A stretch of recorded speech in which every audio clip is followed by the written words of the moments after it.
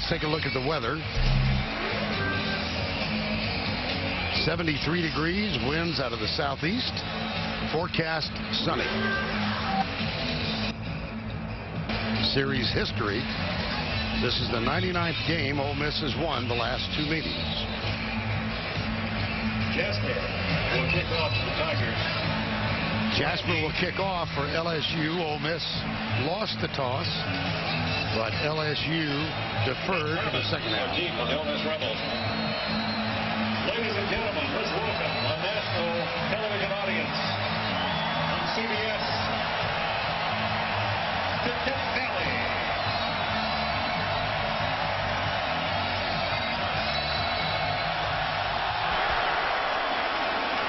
Here's the kick. Jesse Grandy. Whoa! And moments ago, Tracy with Houston Nutt. Coach, a very passionate speech during the press conference earlier this week. What effect do you hope it had on your team? I hope it had the effect of, hey, let's go play hard. Greatest game there is in the world. Play for 60 minutes, especially the first 5 minutes in this atmosphere. How about Jeremiah Masoli? A chance to showcase his talents against a top-ranked defense like LSU. What did you remind him before he took the field today? Just take care of the ball. Take care of the ball. You don't have to be Superman every play. You've been an excellent leader for us. He's been a guy that really made plays for us. Sometimes he feels like he has to make too much happen. Just take care of the ball. That's really his only bad game of the year. He's going to come back strong today. Thanks a lot. Good luck today. Vern? And on first down and 10, you saw Jeremiah Masoli hand off to Bolden. They went around the right side. Nice play to open the game. Masoli, reference made to the bad outing he had last week. 3 interceptions, 2 returned for touchdowns. Yeah, and I think his whole team, the Ole Miss team, offensively and defensively, the air went out of the game. When their leader started off badly, I just think their team just didn't have it after that. Out of the gun, first and 10. Masoli. And the Ole Miss offense presented by Chick-fil-A. Up front, Washington Hawkins Duke, a true freshman, is the 6th man to start at right guard this year. You saw Massey as the tackle, Harris, Allen, the tight end, Bolden, Greer, the fullback, and Marquise Summers, a wideout.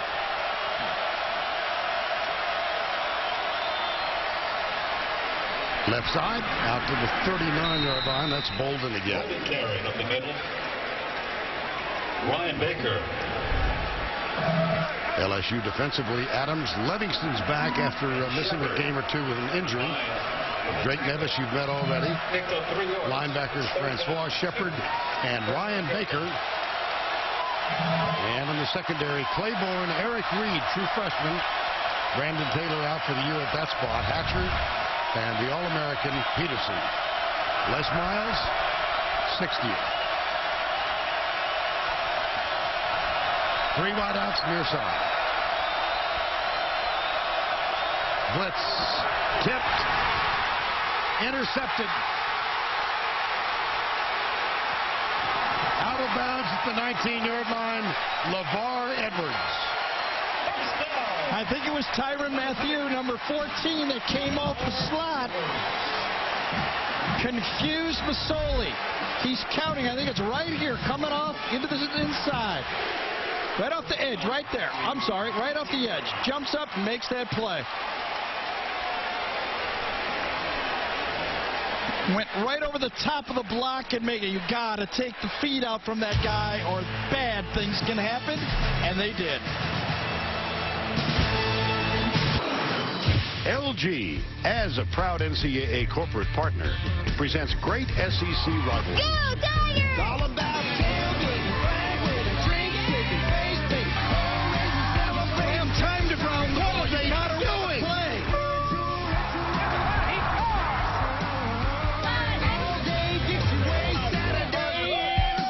LSU versus Ole Miss. We love this rivalry. Go Tigers! And why would you not? 99th all-time meeting. LSU has won the majority of games here. Ole Miss has won 4 of the last times they visited Baton Rouge. First down. Jordan Jefferson in the gun. Right side. This is Stephen Ridley to the 3.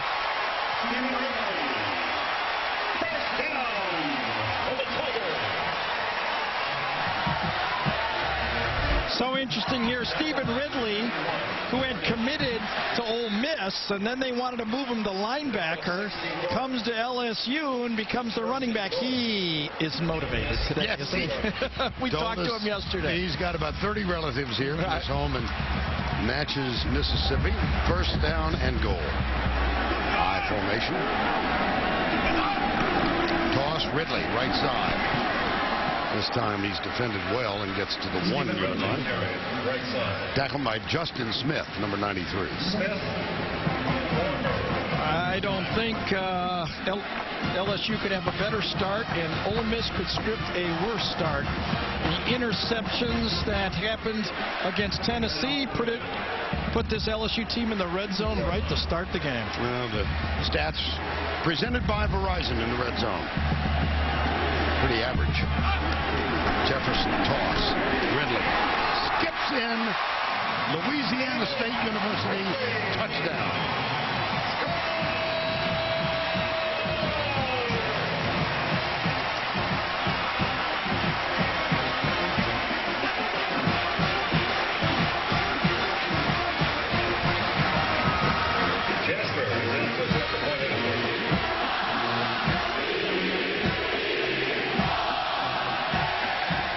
Jasper, senior place kicker, second all-time career percentage field goal kicker in SEC history, and he nails that extra point. So a quick drive after the interception. Well, Ole Miss started out running the ball well, and then disaster. They could not stop it from getting a touchdown, obviously, and now there's going to be a gut check for Ole Miss. They're going to have to look each other and say, the other guy on the other side got a great start. That's what we wanted. We didn't get it. You can build your own football dynasty and compete year-round with CBSSports.com. Franchise football on Facebook. Find out more at CBSSports.com/franchise. Well, that was quick. Interception, 19 yards, 3 plays, 7-zip. Yeah, and Ole Miss has to be really careful here not to get out of what they do well. They want to run the ball between the tackles. They just can't look at the scoreboard. They just have to concentrate on their game plan. Scott and Derek Herman are the deep men now. Jeff Scott, number 3, expected to return it. And Josh Jasper will kick off.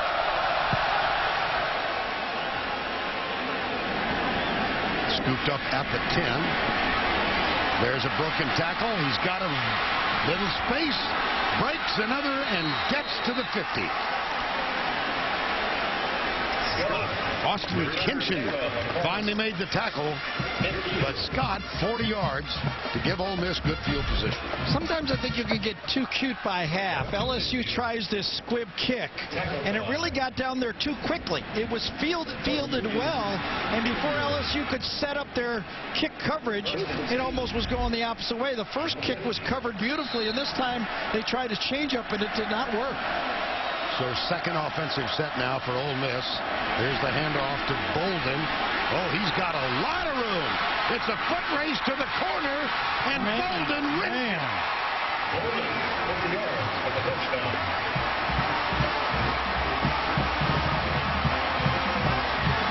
There's the All-American who could not catch it. Bolden looked like the real deal there, didn't he? Whoa.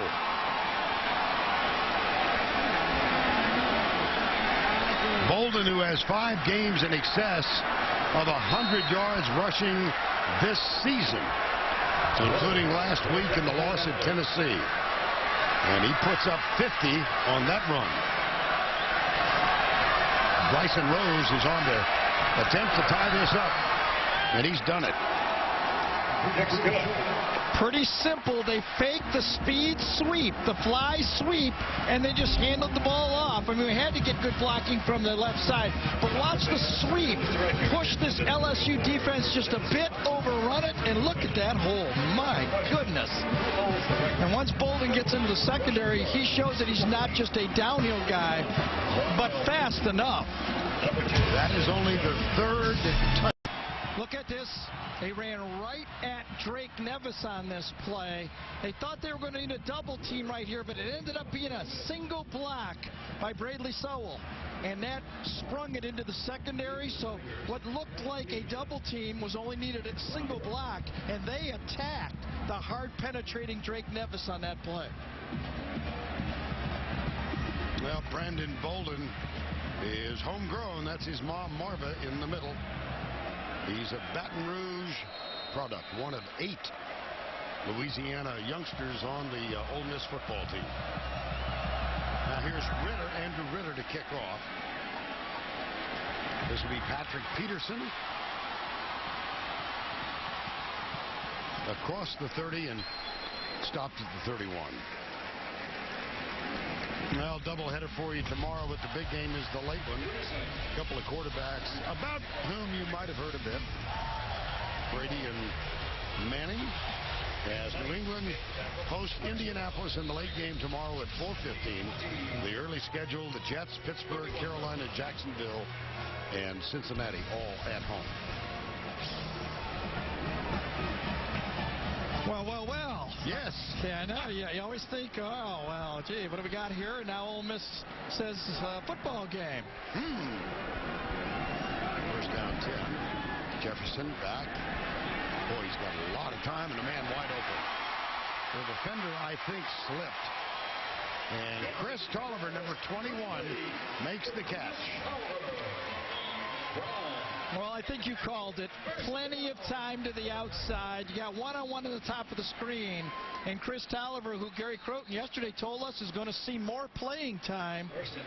Another one of those young receivers that LSU has stockpiled here. They've got, 2 freshmen and 3 sophomores contributing in the wide receiver slots. Now, whistle and time has been called, and timeout might have been taken. It was by LSU. But a big gain, Chris Tolliver from Jordan Jefferson. We're tied at 7, early moments of the game. We expect a full house, 92,000 plus. Not every seat filled yet, but a 7-7 game underway. Ole Miss and LSU, and the quarterback, Jordan Jefferson, played very well in that win over Alabama. It's second half. Yeah. And I think he had a good end of the first half. And then the second half, I think Gary Croton and Les Miles let him open up a little bit. And when we talked to Jordan, he said, I'm really happy they let me do it. I know I can do it. When they let me do it, I'm sure I can throw it. Gain of 23 on the last pass completion. Jefferson again with no pass rush. Into the flat. That's good defense there. Spencer Ware, running back.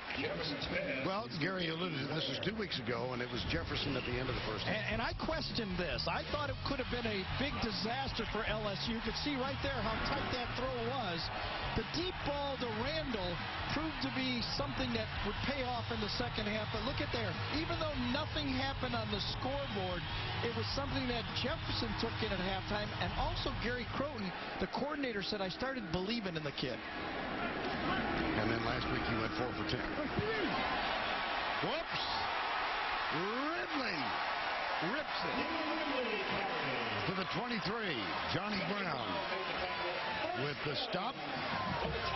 I tell you, the safety play for Ole Miss on this one, that's why you're called a safety. You can't miss these type of tackles. Von Ingram right there just whiffs on one, and then Johnny Brown has to come in and clean it up. Damian Jackson also captured air, first down after the 24-yard run. Ridley again slips a little bit and gets to the 15. Right side, brother. I was chatting with us yesterday about the long line of running backs that were on the roster when he did decide to commit here. Said he wanted to play where he could be tested. All right. Well, this is the spot. Yeah, it is. Get tested here even if you're an announcer. Second down. Now that was well filled. That's what you got to do. Work together as a unit. Damian Jackson that time comes inside. Linebacker forces it back to him, and he comes up and fills the hole.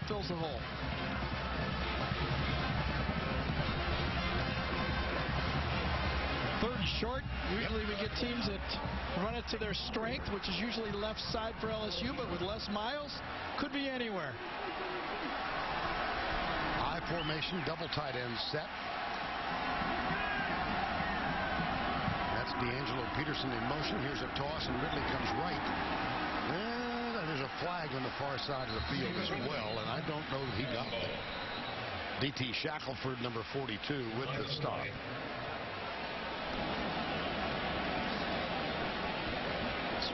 Well, this is going to be interesting if they're short, because knowing Les and the way he likes to go for it on fourth down, he has a reputation here. You got to force him into a fourth down try if it's against LSU. Is it a long one? Is it a long one? 5, I believe. 5? Yeah. Were they short of the first down? Illegal motion on the offense.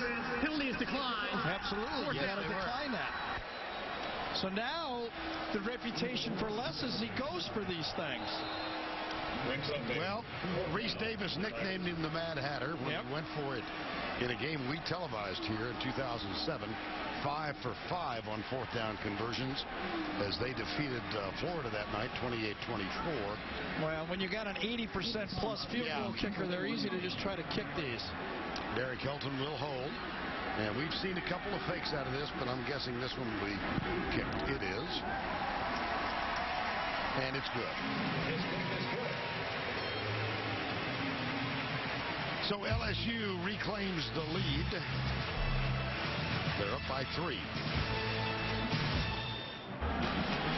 Well, as you can tell, we're fairly close to the Mississippi River. And somebody pushing barges to the north. Inside Tiger Stadium. A day game. And you know what it feels like? I mean, it's filled up. Everybody's here. Right. It kind of feels like false enthusiasm. You know, I mean, everybody wants it to be a regular game, a big game. They just aren't quite feeling it yet, are they? No. Most field goals made this year. Danny Ratman with 22. Jasper's second now by 1. And he will kick off. Jeff Scott at the 5. Jeff Scott at the 40.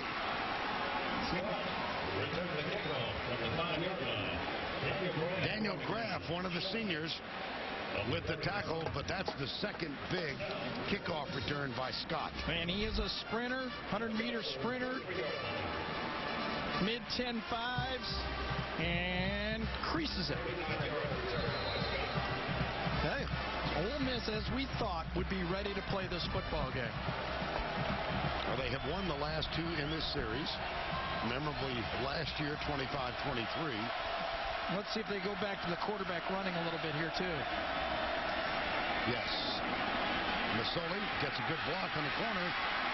He's got a first down plus. Yeah. Not surprised. Carnell Hatcher with the stop, but that's a gain of 20. Masoli, if you look at him, he can keep this LSU defense from kind of zeroing in on the running back.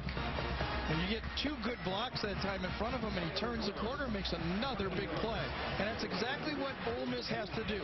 Keep mixing it up, mixing it up, mixing it up. Not let anybody know who's going to run the ball on each play. Masoli, of course, transferred after he was kicked off. Oregon team, there's a scramble. And Bolden got it, number 34. Jeremiah Masoli, a brilliant couple of years at the University of Oregon with the Ducks, and had some legal difficulty, was kicked off the team, graduated, and found a loophole that allowed him to enroll in the graduate school at Ole Miss, so he's got this 1 year. It's not gone quite as well as he hoped or Houston Nutt thought. Scott down at the 35. It's Bolden, I beg your pardon, 34. Left side. Derek Reed, number 1. True freshman getting the start. Third down 10. 3rd and 10. Masoli needs only 49 more yards on the ground to become the all-time leading running quarterback in Ole Miss history. That record is currently held by Norris Weiss, who played back in the 70s. And Ole Miss only had 10 men in the huddle and had to take a timeout.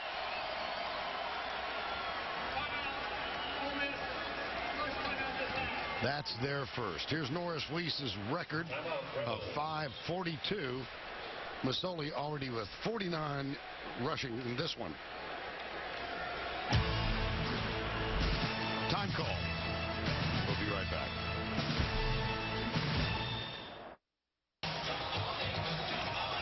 Wednesday on CBS, discover secret survivor strategies and double-dealing castaways. A new Survivor Wednesday, only CBS. John Chavis loves to go with his 3-man nickel package and blitz from all different angles with 3 defensive linemen. 3rd and 10. Masoli, receivers left and right. Blitz. Masoli, trouble. Stiff arm. He's free. Throws it. And it's going to be incomplete. He got rid of it. It was Tyrann Mathieu, the freshman cornerback, who was applying the pressure to Jeremiah Masoli. And they just came from both sides again. 3 down linemen and both end men on the line of scrimmage. Defensive back types ended up coming again from the outside.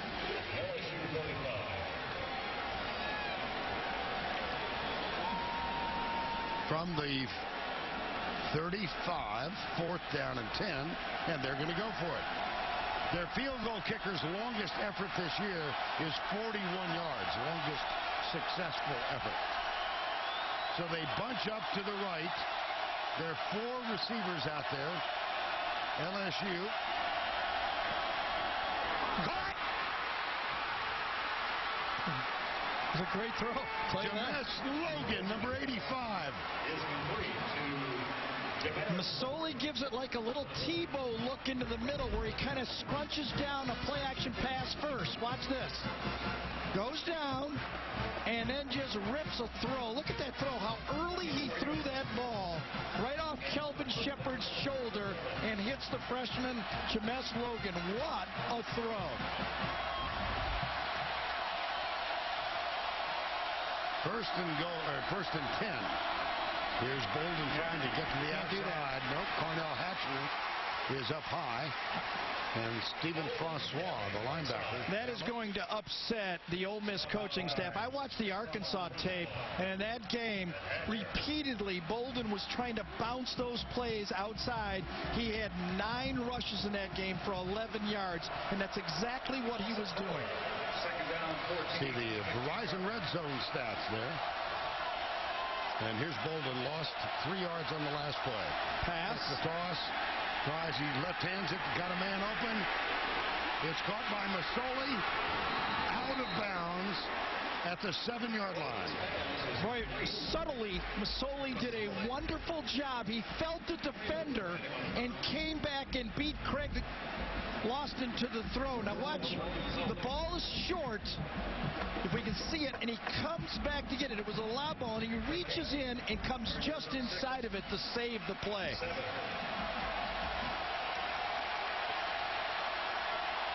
Another look. Smart play. 3rd and 6 at the 7.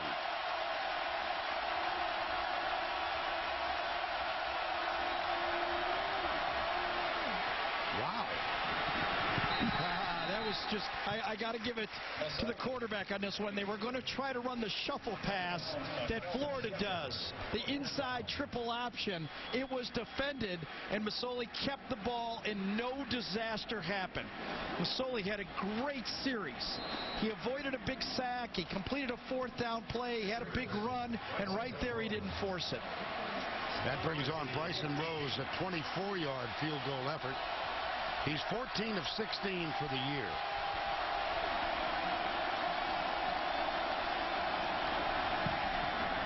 Got it. And so the Rebels come back. Expert series by Jeremiah Masoli. We are tied at 10. Ole Miss getting ready to kick off. Could be an adventure. Here's Tracy. Well, guys, both kickers, Andrew Ritter and David Hankins, both wearing 96 today. Definitely confusing, and that's the point. They each do something different they could take the advantage of. It's the first time they've done this since the Cotton Bowl. It is legal as long as they aren't on the field at the same time, guys. So this is Hankins. That 96 is Ritter.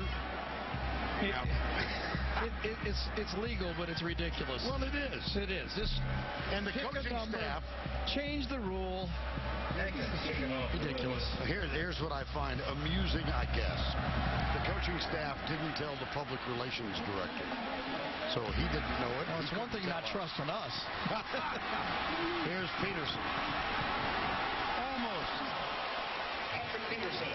They're going to call 15 more on this. The Ole Miss player was off balance, and he fell on him right on the end of the play.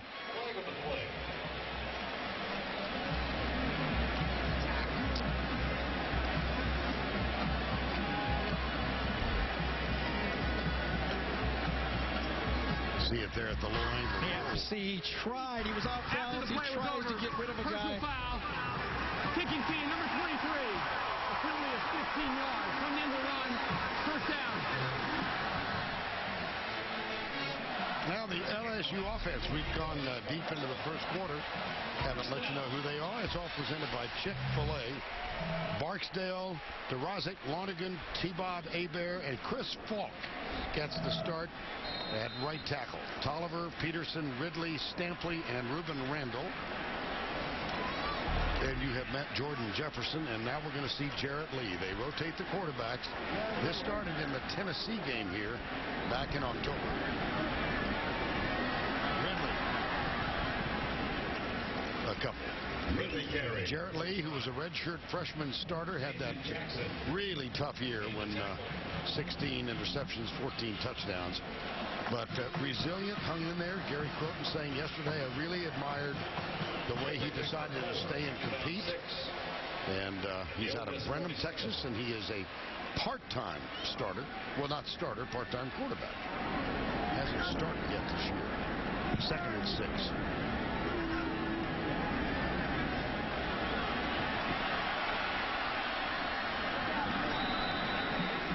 Nice catch.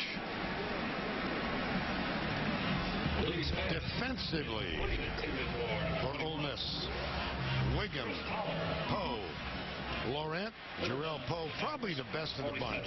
Jason Jones, the other end, Shackelford, Cornell, Alan Walker, the strong side linebacker. And the secondary, quite frankly, has been susceptible to giving up a lot of passing yards. Temple, Brown, Jackson, and McGee. Yeah, this is their rush package right here. D.T. Shackelford is going to go to defensive end right there and put their speed guys on the field. Here's Lee. Right side, deep. Russell Shepard. That was nice defense there. Out of bounds. Charles Sawyer, a freshman, stride for stride, forcing almost either a back shoulder throw or a perfect throw, and watch him react. When the receiver goes up, he goes up. That's wonderful defense. And that brings up 4th down and 6. And Josh Jasper, who is the short punter. Yeah, and the faker. Right. That's right. 3 times this year he's run for first downs out of this punt formation. He's had 16 punts this year, 10 inside the 20. It's over 60%.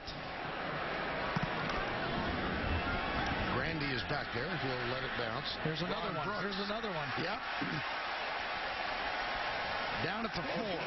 That was a wonderful play.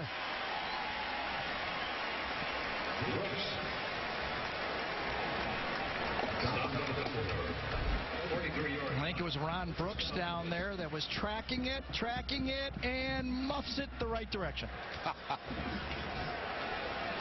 And so Ole Miss will get it, but 96 yards away. 3:11 to go. Opening quarter, we're tied at 10. And that's 11 for 17 for Jasper.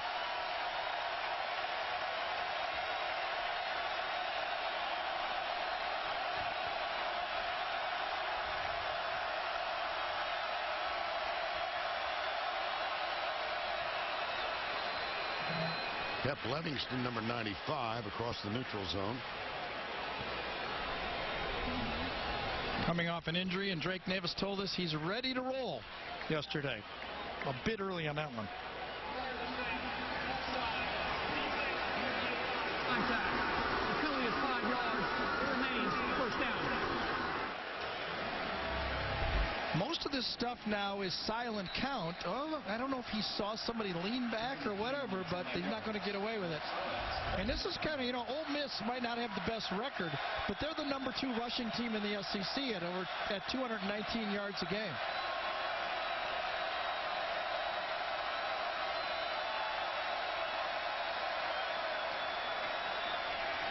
Masoli right side, caught. Markeith Summers.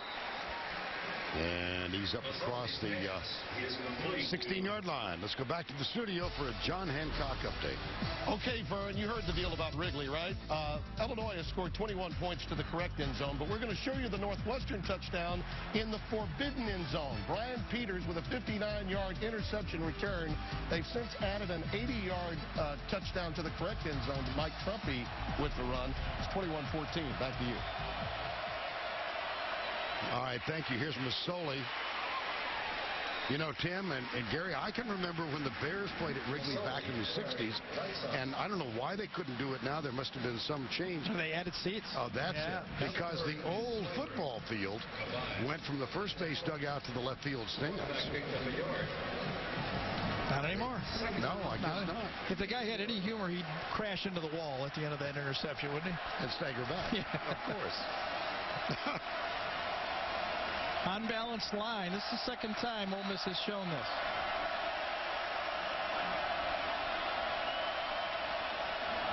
Yeah. Stuff.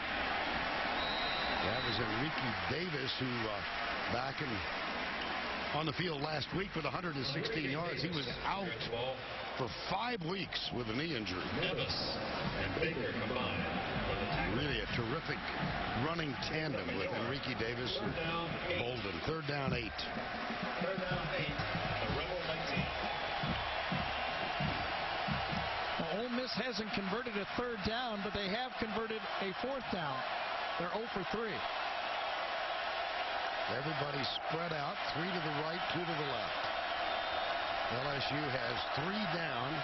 Looks like they might bring 5. They will. Masoli has to get rid of it quickly. And that allows Tyrann Mathieu. This young kid is making a heck of a contribution in his first year for LSU. Well, because of injuries 2 weeks ago against Alabama, LSU was forced to play 3 different true freshmen, and they all came through. Matthew, Simon, and Eric Reed, 3 of them all came through against the mighty Crimson Tide. Campbell is the punter at the 5. Tyler Campbell, who as far as we know is wearing his assigned number, number 97, is back to play. Peterson.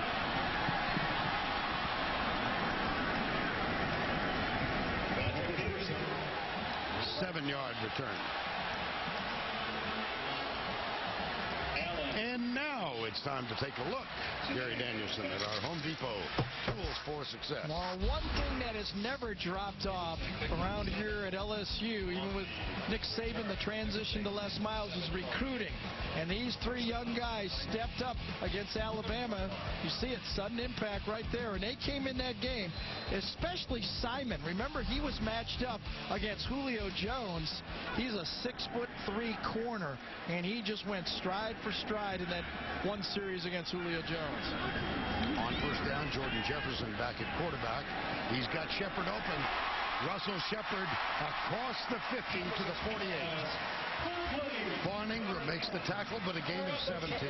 Yeah, I think this ball was supposed to go to the fullback, Spencer Ware, but Jordan Jefferson did a great job of being patient on the play. Ware will come out in the flat, he looks, he waits, and then he finds Shepard, and Shepard turns nicely and catches it. Of course, Russell Shepard, one of the great recruits of all time here at LSU, #1 player in the country 3 years ago. Yep, as a quarterback and moved to wide receiver.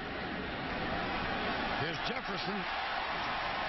Inside the 35. Well, he is a running quarterback. Earlier this year, he had an 83-yard rumble for a touchdown. It does appear that Jordan Jefferson is creating some space between he and Jarrett Lee as far as who should be the go-to quarterback. He's found his passing game, and, of course, he brings a little bit more in the run game. That's the end of one with the score 10-10. We'll return to Tiger Stadium after this message and a word from your local station. Well, if you're a football fan at all, here's a picture for the ages. Jerry Stovall, All-American. Tommy Casanova, All-American. Jim Taylor, All-American. Billy Cannon, All-American. And Y.A. Tittle. 3 members of the College Football Hall of Fame, 2 of the Pro Football Hall of Fame. And symbolic of the great, rich history of college football as played at Louisiana State University. Here's Jefferson, hit as he lets it go. Caught! D'Angelo Peterson.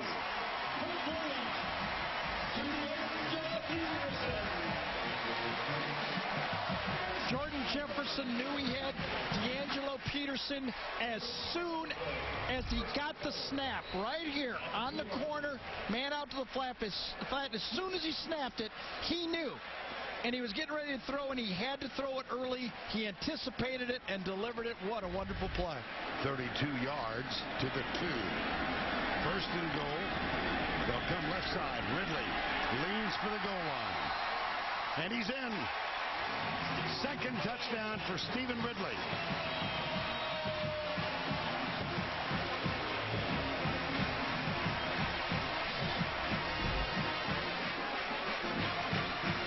Power left. Saw it against Tennessee. Ran right through Bishop Matthews' tackle right there, but that's too much of a head start. The difference in play calling for LSU is night and day. You can feel the coaching staff now has confidence in their quarterback. Jasper on for the extra point. Up and good. Jefferson perfect. 4 for 4. 77 yards in the ballgame. Yeah, I really feel even the players felt that they were playing a little too close to the vest, but they had to earn it. You have to earn the opportunity to make those throws, and when you do, it leads right to the power touchdown.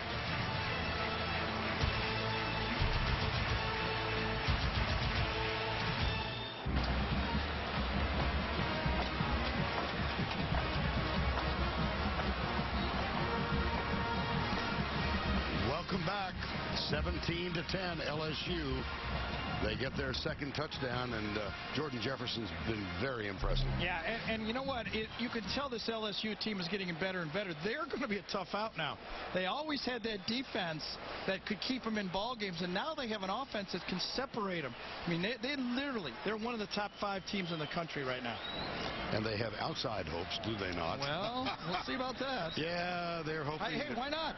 Sure. Through 2007, going into the last BCS vote, they were number 7. After the weekend, the last one, they were number 2.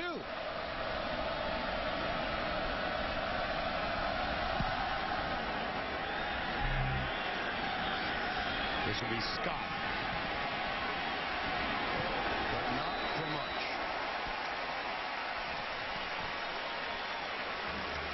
Barrow makes the tackle. How about the last drive for Jeremiah Masoli? It's not always what you do, like the opening play of the drive. It's what you don't do, losing yards. 5 plays by Masoli, 2 positive ones, that one on 4th down, and 2 saves. This one he saves by coming back to the ball. And on 4th down, it was going to be the shovel pitch, and he saved 3 points. 5 key plays by their quarterback. First down 10. Play action, little swing pass, blocked. E.J. Epperson had to go right through his hands. Let's go back to New York and Tim. All right, Vern, Gary, this is the team that's right behind LSU in the BCS, Stanford, and Andrew Luck. Talk about doling out some of your own physical nature.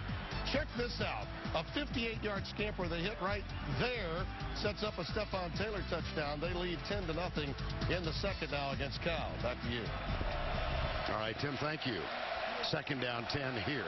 Wow, I wish I could play nowadays for Tim to give me that. That's all you got to do for physical? Magic pass? That would be fun.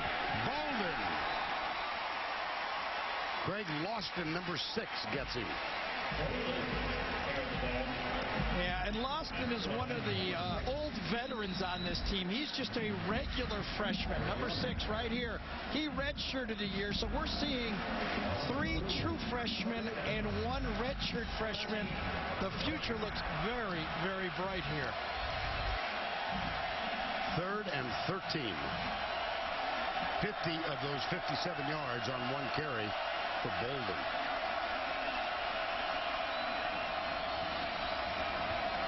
And we're told there's an issue with the play clock.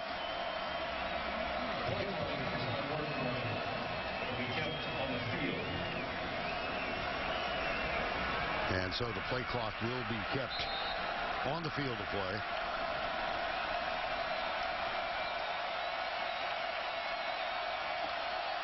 This is not what Ole Miss is built for. 3rd and long. Be very, very careful, and they are. Reverse. Negative yardage. Ron Brooks, number 13. Got Jeff Scott. They'll have to punt. And you can understand almost. Ole Miss says, wait a second, that was a back handoff there. Yeah, it was. Faked one way and handed off backwards at the same time. Might have wanted to save that play so it wasn't such a long distance call. Tyler Campbell will kick it off. And this is where Peterson's so dangerous, Patrick Peterson. Oh, what a kick. Oh, my goodness. Yeah, what a kick. A rugby style. Wow. He finally circles. Oh, boy. What a block by Loston. Peterson, who last week had an interception and an 85-yard return without a touchdown, gets a block from Craig Loston. I think it was Lionel Breaux, also the wide receiver, just as he's going to make the tackle. Loston comes and cleans him up. Ouch. CBS Sports coverage of the Home Depot SEC continues after this word from your local station. 17-10. Les Miles' team has the ball and the lead. And he's not beyond lobbying his team's position. Well, he's got 2 rough games that he has to win, but you're right. He says this conference, with a 1 loss, should have an opportunity. Well, here are the current BCS standings. Oregon, Auburn, TCU, Boise State, all undefeated. There are 8 teams with 1 loss. LSU is the highest. It is ironic. About a month ago, they were counting players, and now they're counting on the national championship. At right guard. Well, that helps lead us to the weekly Duck segment. The Aflac Trivia question of the week. 2 teams have played in the BCS National Championship game without winning their conference championship. Can you name them? Oh, Lord. Yes, I can. I know you can. Second down and 8. Blitz. Option Nice play there. Ridley out to the 48. This was bad assignment football by Ole Miss.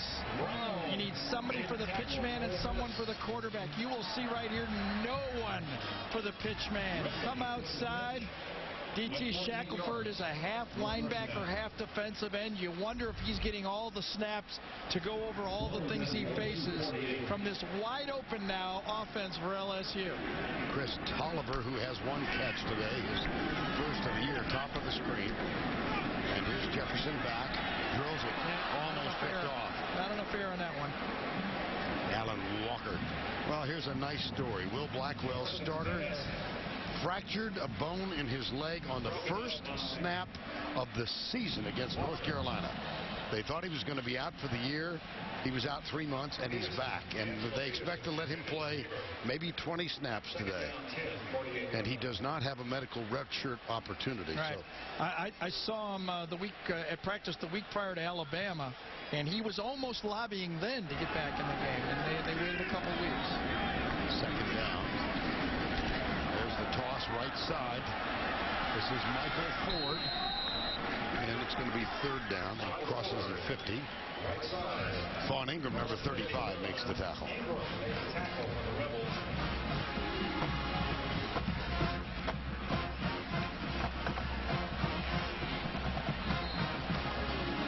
Third and 5.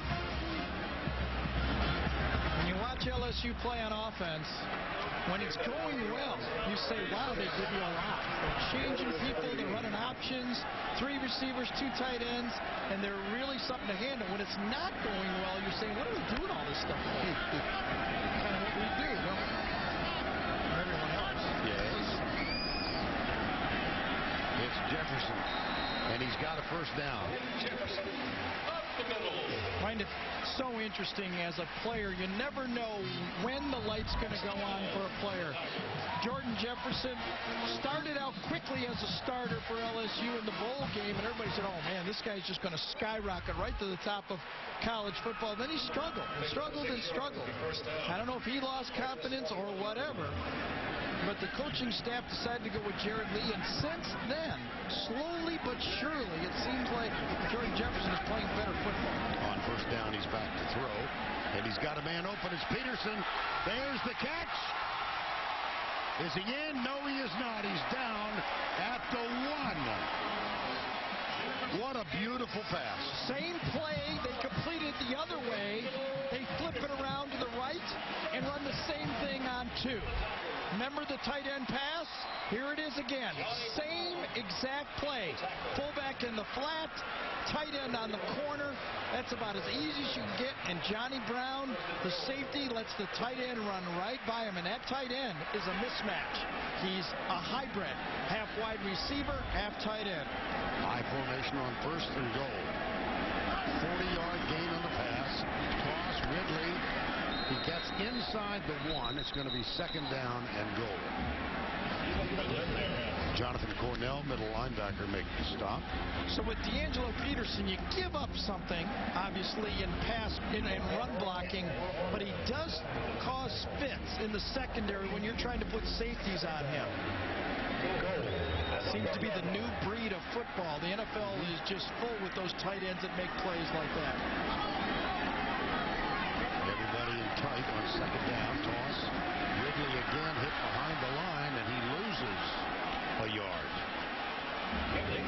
Johnny Brown makes the tackle here. Third down. Yeah, Damian Jackson, though, Vern, is the guy that got into the backfield and kind of slowed down. Watch this.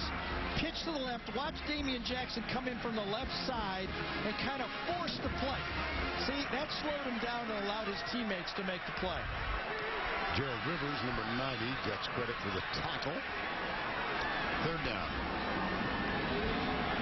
This used to be option down. Let's see if this is option down again. Well, they got a nice matchup. D'Angelo out there with a safety. Toss. Ridley. Oh, man. First and goal from the 1. They're going to have to punt. No. Kick field goal. Beg your pardon. Yeah, this is a really LSU defense really bowed their neck here. I was expecting something of a finesse play on this play. Taken inside by Jonathan Cornell, number 51, scrapes off and stops it. I kind of like that matchup outside, and I thought for sure we were going to get an option call because the option was so successful earlier in that drive. 25-yard field goal for Jasper. Big difference, 24-10 to 20-10. Jasper gets his second of the afternoon. Houston Nutt's got to be pleased because LSU was camped at their doorstep with a 1st and goal from the 1. Goal line stand, Gary, worthy of another look. They really are. 1st and goal from the 1. Remember, stuffed inside on 1st down. And then Damian Jackson, number 1, penetrates on 2nd down. And then Damian Jackson does it again. Number 1, cleaned up by Jonathan Cornell. I wanted to get back to that because Damian Jackson made both plays, and I wanted to salute him. His penetration really stopped both of those pitches on 2nd and 3rd down. Now the play clock has been fixed down on the field. 20-10, 8:01 to go, first half. Ole Miss needs to keep the chains going this time. They can't fall behind. Got it.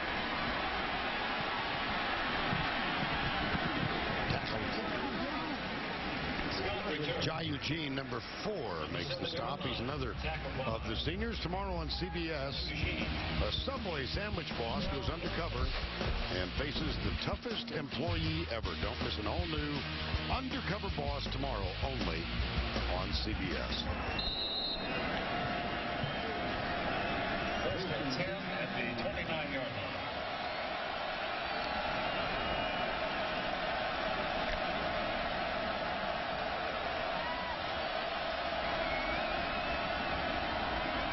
Three wides to the left on 1st down 10. And off left side, this is Enrique Davis, number 27. Again, out 5 games in the middle of the season. But with a knee injury, came back and had 116 yards last week. 2nd down 7. Usually Houston Nutt's teams, whether at Arkansas or at Ole Miss, like to kind of drive the ball, get those long drives, time-consuming drives. In the SEC, the longest drive they've had one drive over 5 minutes in their entire SEC conference so far. Didn't look right, did it? No, it did not. And then the pitch comes really late. Well, as wise as he was when they were going the other direction, that was a little chancy. Yeah, just from the start, didn't look right. It was going to be a load option to the outside, and get a 5-yard loss on a second, 7 or 8 yard play, and now they are behind the sticks. Not built to do this. A turnover now is going to be disastrous for Ole Miss.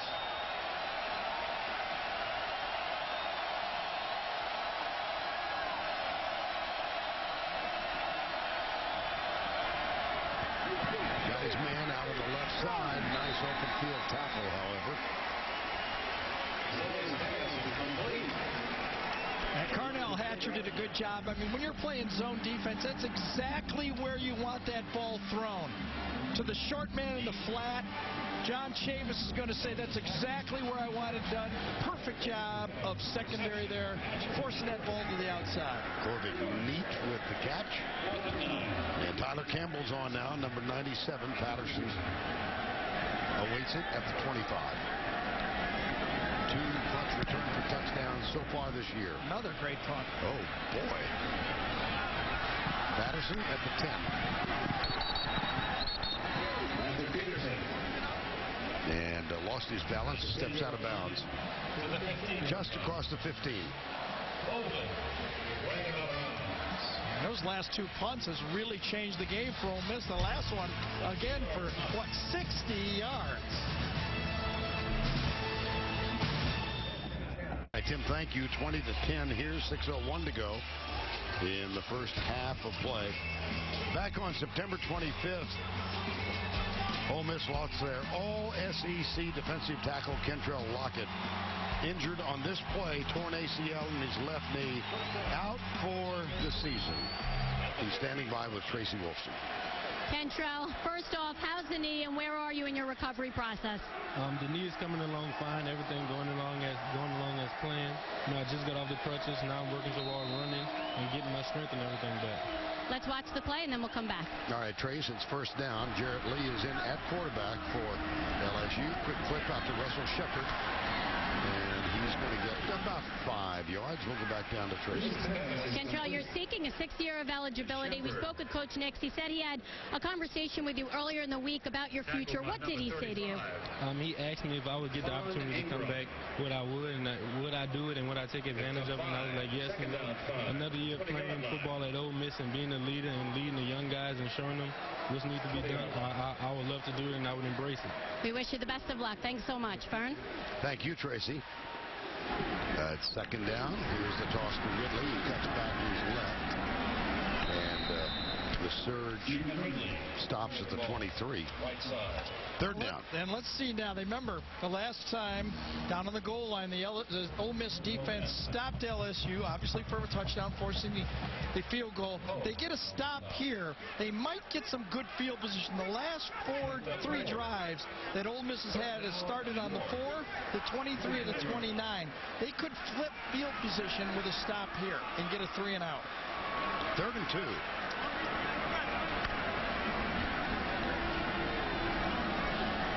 Stampley is the fullback, number 35. Now the tight end set up left side. Not going to get it. Now let's go back to New York. Here's Tim.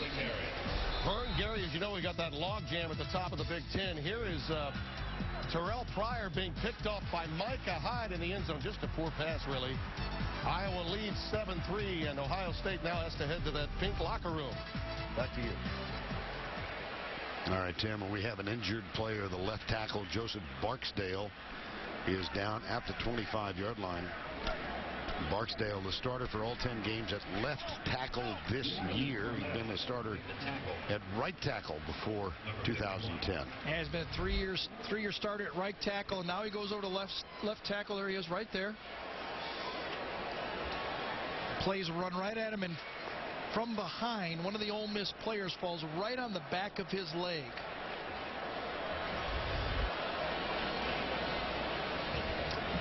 Injured player, Joseph Barksdale. We'll be right back.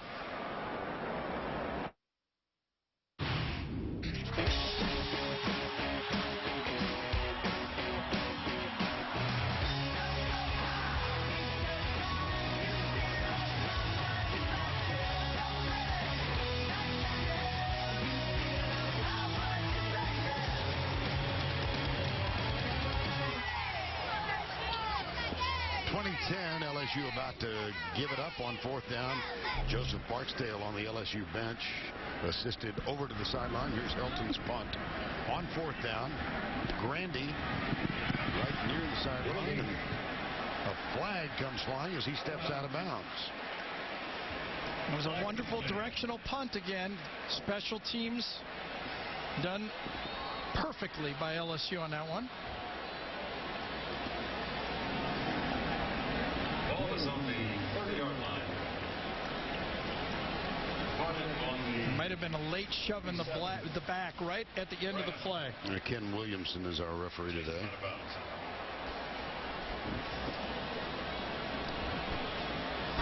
During the return, block in the back, number 21 of the receiving team. The penalty is 10 yards from the end of the run. First down. This was Caroline. Let's see what we get here. I think this is the call right here at the bottom of the screen.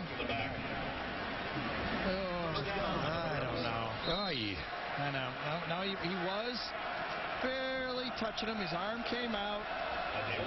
That's a big penalty right there because remember, LSU gets the ball to start the second half. A stop here would create another scoring opportunity. Masoli, the handoff left side. It's Enrique Davis, and he flies down the sidelines. and out of bounds at the 50. A 30-yard gain. I tell you, whatever reason, LSU's having a little problem with the speed sweep action and the off-tackle play. They've stopped most everything. I mean, they are a stout defense, but that play has bothered them. Bolden, little dance to the 45-yard line. Well, let's cue the duck now and hope we satisfy your curiosity. The Aflac trivia question. Which two teams played in the national championship game without winning their conference championship? Memorably, Nebraska 0-1, Oklahoma 0-3. You are a strong proponent, Gary. Strong no comment. Okay, on that one. Fair enough. And remember, LSU beat Oklahoma in that national championship game. Right. Masoli still got it. And he's got a first down at the 35-yard line. That's a gain of 9. This is going to accomplish two things for Ole Miss. Going to take out most of the rest of the first half and produce, obviously, another scoring opportunity. The quarterback keep. They've been handing it. They've been running off tackle. They've been sweeping it. And now the quarterback keeps it. Melvin Harris, top of the screen. Marquis Summers, bottom. Here's Masoli being chased. Drills it, but his receiver had his feet out of bounds. Catch was made by Marquis Summers, but he fell inbounds. Yeah, that's usually the receiver's responsibility, to give the quarterback an opportunity to complete it. Summers goes out of bounds. If he'd have just stayed near the sideline, Masoli could have hit him on that one. You got to know where you are on the field. Second down, 10. And that big white border there is about, I don't know how you miss it. And off Davis, a couple of yards at right guard. Kelvin Shepard, physical and emotional leader of this LSU team. And I like what Kelvin said about his coach, and we all know this. The LSU players love playing for Les Miles, and he said, we are about sick and tired of hearing all this people making fun of our coach. And by beating Alabama 2 weeks ago, we put that to an end. Yeah. 3rd and 8.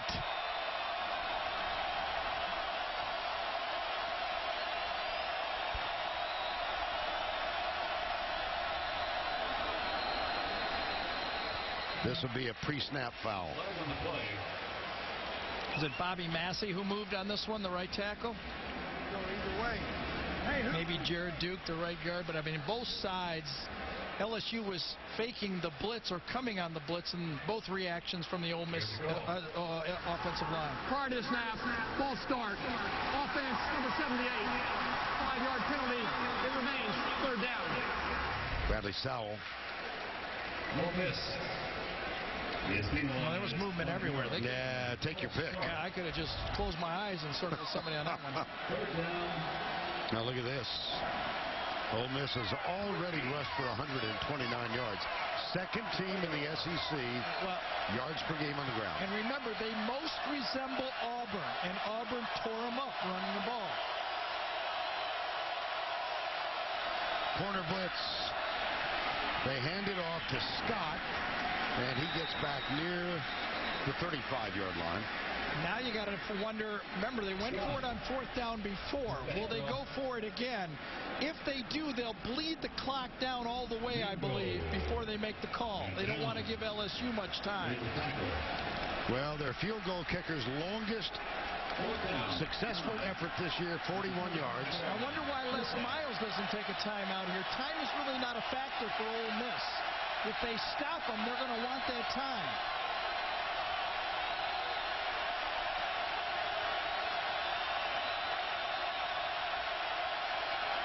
Four-man rush, 4th and 8. Masoli fires it to the 21, and it's complete. James Logan, number 85. Four-man rush in the Ole Miss offensive line game. Masoli plenty of time on this one. Handled the stunt. The freshman Jared Duke handled it. Masoli delivered it for the first down. On 4th and 8, they pick up the first down with a gain of 13. It's Bolden. to the 20. Well, how about this? Ole Miss is 0 for 7 in the game on 3rd down, but 2 for 2 on 4th down. Both of them long gets.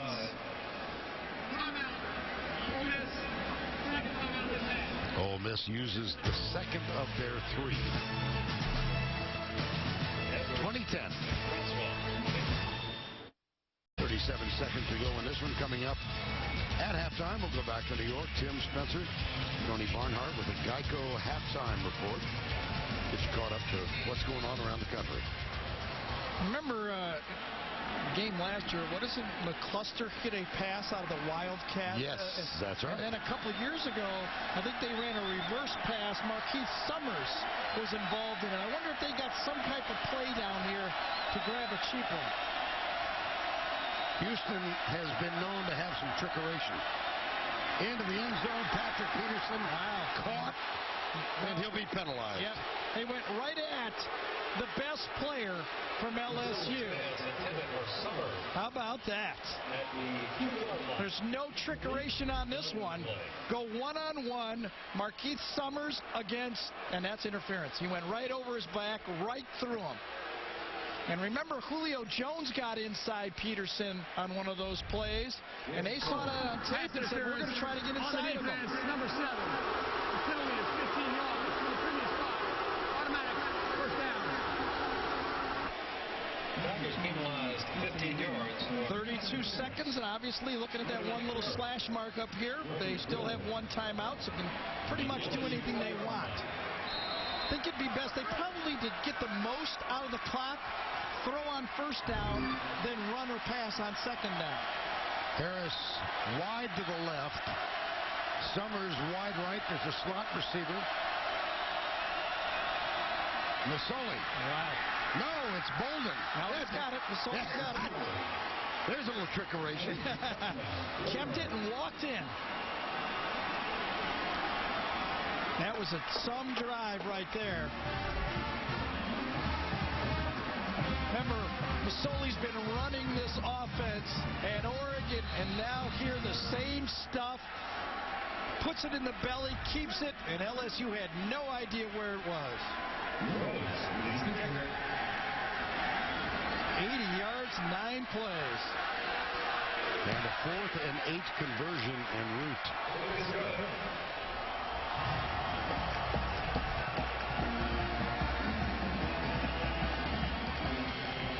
Give it a fake, let your best guy keep it, and we got a football game.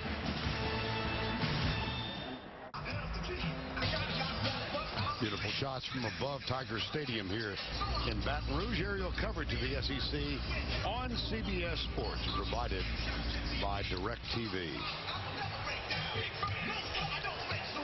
Well, how about that? 80-yard drive, 9 plays. We just talked about the fact that Ole Miss has not been able to drive the ball long. But again, it was a 4th down play that kept that drive alive. Well, recall Tracy Wolfson's report that both kickoff artists are wearing 96 for some inexplicable reason, but this is going to be Ritter. His turns 96. Oh, dear. Well, that worked for Ole Miss that time. Yeah. A flag came out, but didn't the LSU player I thought Clement hit it. Now, this will be reviewed, but they're going to kind of get together here and say, did they tip it out or did it go out?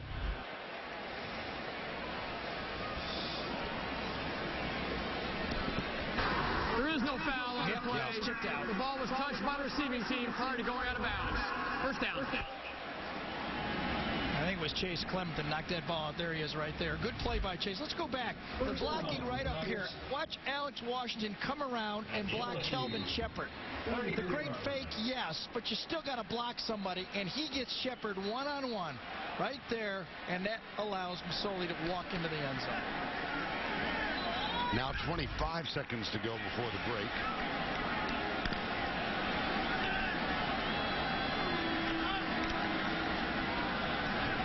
Jefferson with the handoff. It goes to Richard Murphy, another of those seniors. Let's call timeout right away. 18 seconds to go. And LSU has 1 left.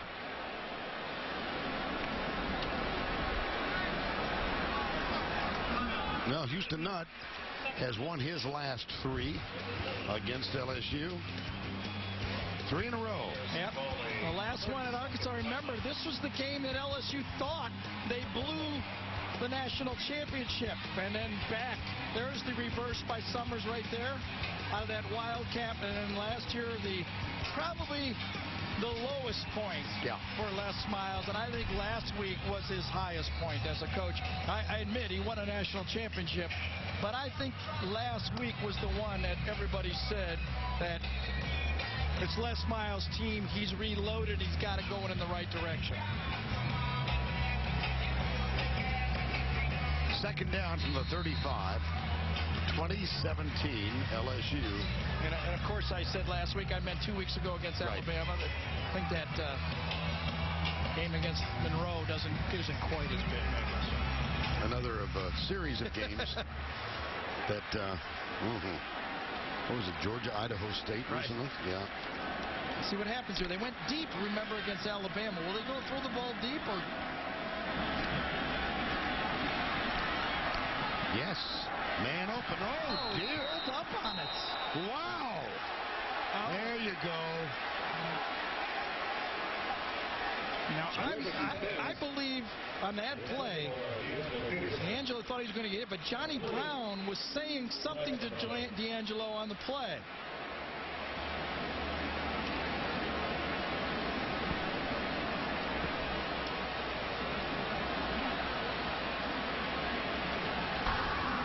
After the play was over, dead ball, personal foul, number 19 of the offense. The penalty was 15 yards. I think Johnny Brown called him out on this play. He said, you pulled up on it, and D'Angelo Peterson did not like it. Now watch right here. The ball's thrown, and he either thought it was overthrown or whatever. Hits one defensive back, McGee, and then, oh yeah, I can see it. That probably should have been a call on both sides, if you ask me. Johnny Brown should have got one right there. Second guy got the call, but in reality, that should have been called on Brown first, and then D'Angelo for retaliation. Not going to amount to anything. The half's going to end. Jefferson was popped as he let the ball go. And Jarrett Lee takes his place on 3rd and 20. Handed off. Spencer Ware. Well, Jefferson favoring that right wrist. He was popped as he let it go. Yeah, his hand hit the arm of the Ole Miss rusher.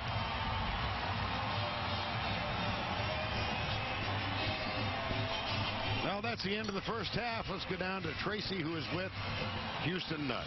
Coach, you drive down the field, 80 yards to pull within 3. How about the way this team rebounded after that interception to start this game? Started out great until the interception, but I just like his poise, his confidence. Hang in there. Take care of the ball. We'll be all right. Just take care of the ball. You are so passionate, pre-game, post-game, in the locker room. What will be your plea to them to finish strong and win this one? Same thing. Finish. Finish, finish, finish. Keep tackling, keep stopping them, execute, take care of the ball, and play hard. Thanks a lot. Good luck. Sir? All right, it's 2017 here in Death Valley. Ladies and gentlemen, let's go back to Tim Brando in New York.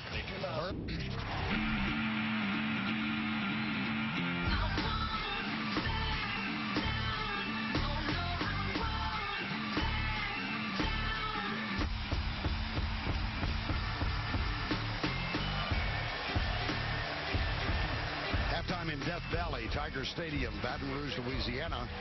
A little closer at halftime than the LSU fans might have wanted. 20-17. LSU leads it over the Rebels. Ole Miss has won the last 2 in the series. Prior to that, LSU had put together 6 wins in a row. Here's the kick. And it will be taken by Peterson at the goal line. And a moment ago, Tracy with Les Miles. Coach, Ole Miss ended that half with the 80-yard drive for a touchdown. How have they been able to move the ball against your defense? Well, they've done a great job with, misdirection and fake reverses and quarterback carries, and certainly, done a great job. Our defense needs to play big and strong inside. I mean, we need to do. What happens is our guys are looking in the backfield, seeing the misdirection.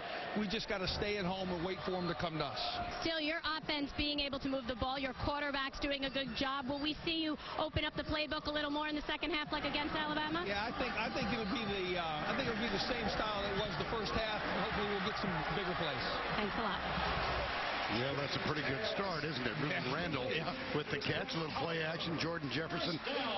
Go back to that Alabama game. He really did. Jordan told us yesterday they took chances with him at quarterback. They did in that game. I thought they were pretty open in the first half, throwing the ball more than they were in the first 8 or 9 games this year. But I think the game really turned on that goal line stand. Remember, it was 17-10, first and goal by LSU. They stopped for a field goal and then come back and get a 3 and out to produce that touchdown drive. Well, they have a 3-point lead as we begin the third quarter here. Sweet right. It's Michael Ford, number 42. He's still in bounds. Shakes the tackle. Touchdown.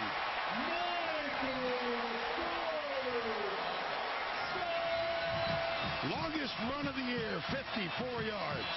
His previous long was 36. I tell you, Von Ingram, number 35, misjudged. Watch right there. He misjudged the angle.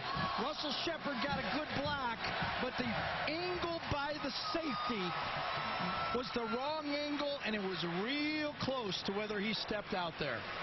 I'm sure they'll take a look. Yep, real close. Real close. You're yes. when you're playing as a safety, you have to assume that you can choose the proper angle. He didn't, and did he step out? Ooh. Mm-hmm. I think they're going to bring that one back, aren't they? Well, I saw that in a fleeting second and said he's still in bounds. But now we'll see if the play is brought back near the 31-yard line. Another look. Yeah, I think it was right about the 40, wasn't it, where his foot is his right foot. Go right there. Yep, 40-yard line.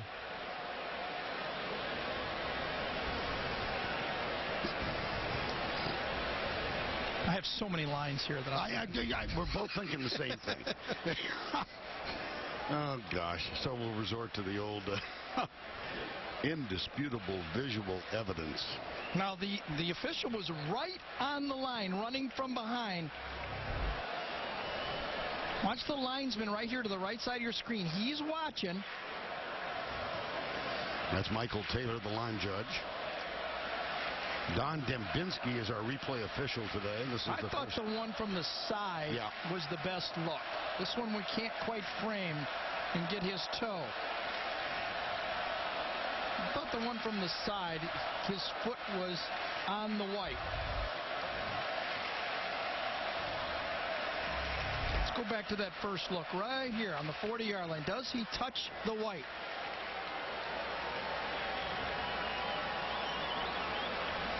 Okay, now I would overrule. Okay. That's 2-0 now. 2-0. Yeah. Okay. Yeah, we concur.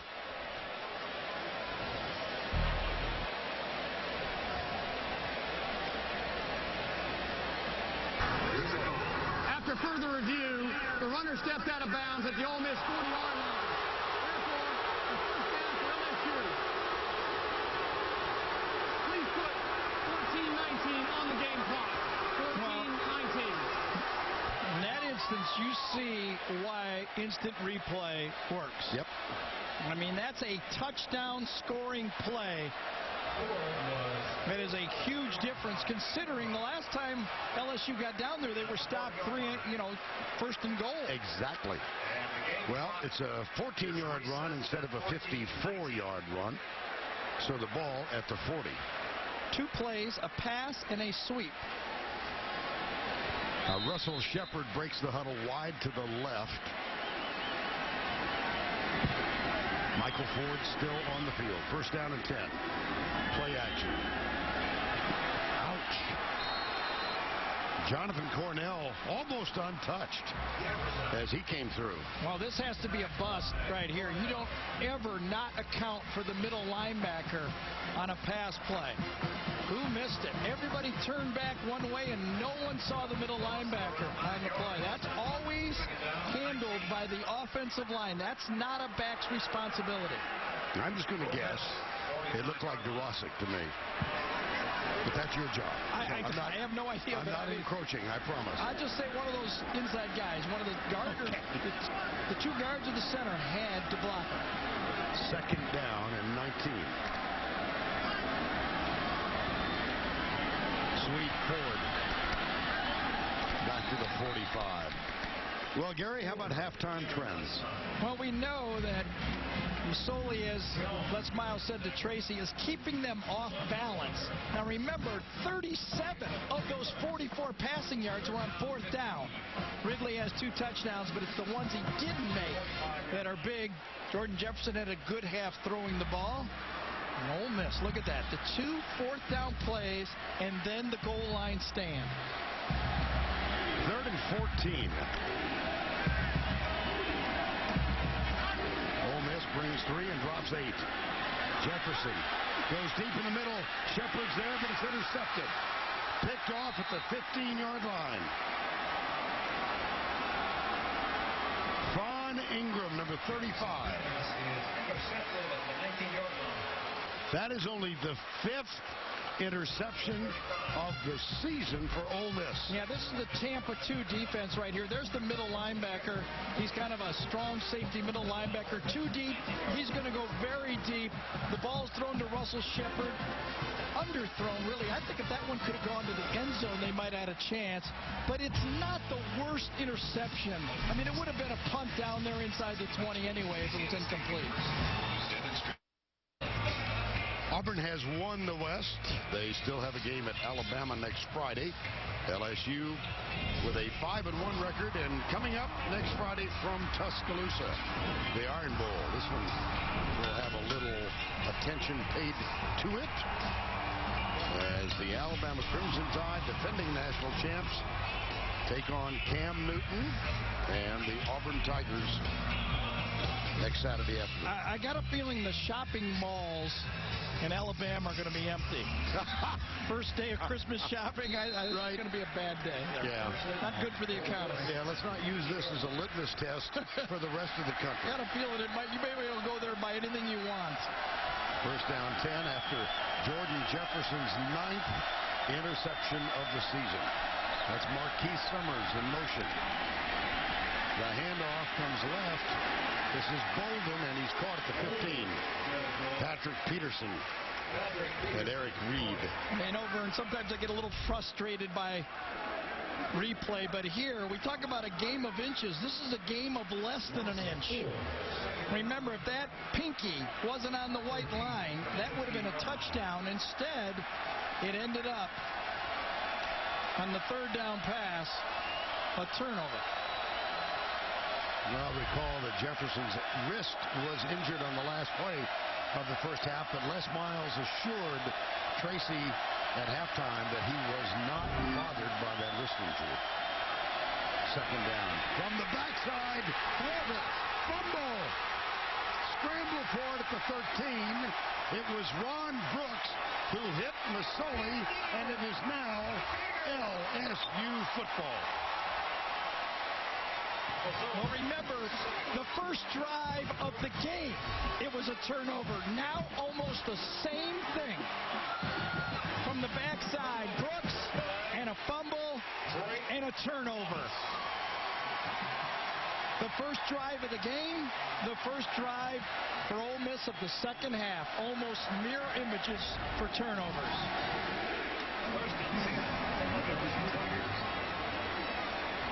Drake Nevis fell on it.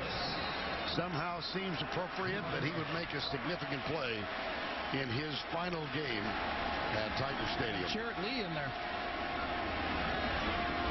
Play action. Lee Oh, boy. Good coverage. Randall looking for the flag and doesn't get it. Terrence Tolliver, I beg your pardon. Yeah, and beautiful coverage to the outside. I think it's Marcus Temple is the guy who had right in perfect situation. Turns around, and Terrence Tolliver said he had his hands all over me. He kind of did, but you might get away with those, and he got away with it. Second down. Now Jefferson in.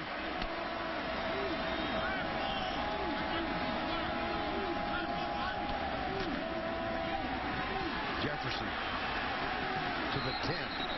It'll be third down. Jefferson, carry, left side. Damian Jackson. Jackson.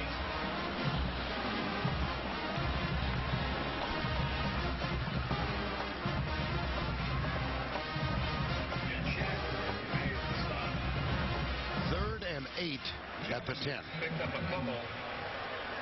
Third down, 8.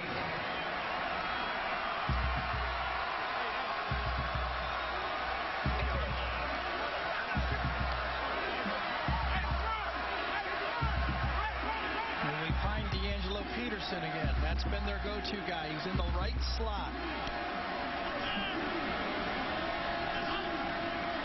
Blitz. Peterson off his back foot. Throws it underneath.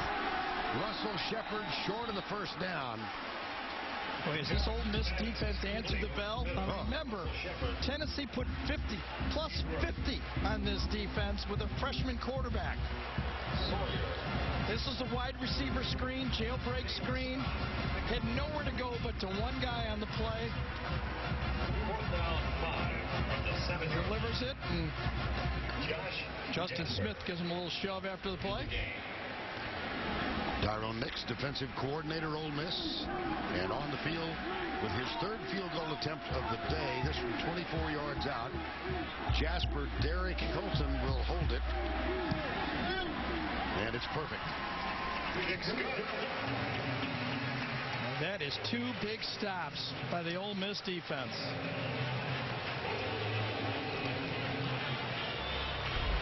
Well, they had a goal line stand after first and goal in the first half. And they make a nice stand here. We'll be right back. The Home Depot SEC on CBS is sponsored by Kellogg's Frosted Flakes, Verizon Wireless, Sonic, and by Liberty Mutual. We are nearing sundown here in Baton Rouge. Aerial coverage of the SEC on CBS Sports, provided by Direct TV.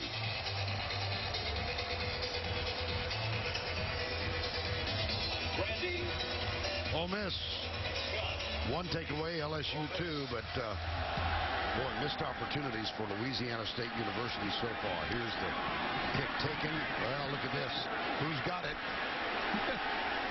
Little case of button. Who's got the button? They figured out who had it. Now flag. That looked like a football version of 3-card Monty. No. I think Jeff Scott is the guy who ended up with it. Yep. Who's got the pea under the walnut?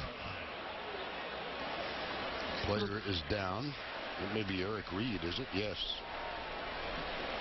It's funny, During the return, block in the back, receiving team number 83. The penalty is 2 yards. From in the run, first down. I used to watch the tapes of my son's high school team. They used to do this on every kickoff return. Get together, nobody knows who has it. This time they figured out who had it. That didn't work out well at all, though, did it? No, it really didn't. And after the penalty, they're back inside or at the 10-yard line, just across. Houston not displeased. Yeah, it's a good try. If it would have worked, we've been over there calling him a genius on that one. Yep. Tried to outless less on that one, didn't he?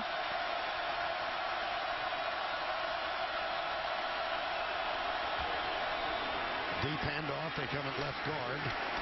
It's Bolden again, number 34, going after his 6th 100-yard game of the year.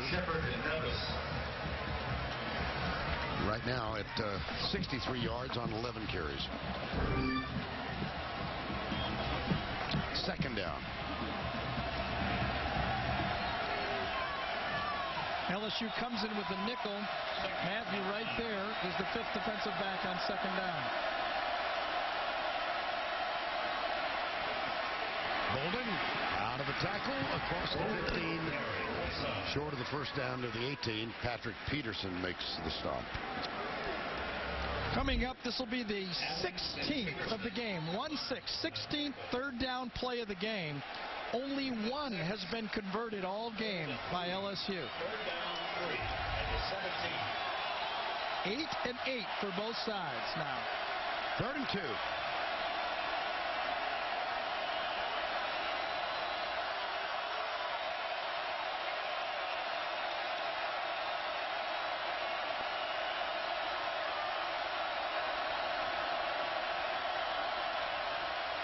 Masoli lobs it out. It's caught out in the backfield. That was some quick feet there, wasn't it? Derek Herman, number 26. Derek Herman. I don't know what this was supposed to be, to tell you the truth. It was going to be a fake, a run, and at the last second he saw to the outside someone to dump the ball to. Well, I tell you, Masoli really has quick feet, quick hands, and a quick mind. First down and 10. Handoff deep. It goes to Scott. Scott up the middle. He's the speedster, and he's got another Ole Miss first down. That's a gain of 12. Well, Jeff Scott had an 83-yard touchdown against Auburn. He rushed for 134 yards in that game. So you can tell he's kind of like the McCluster-type back. 165 pounds maybe when all wet, and he's got speed. Working again. Flag is down. 2 of them And a flag on the near side. Scott Terry. Man, I wonder if they had not too many men on the field, LSU or what.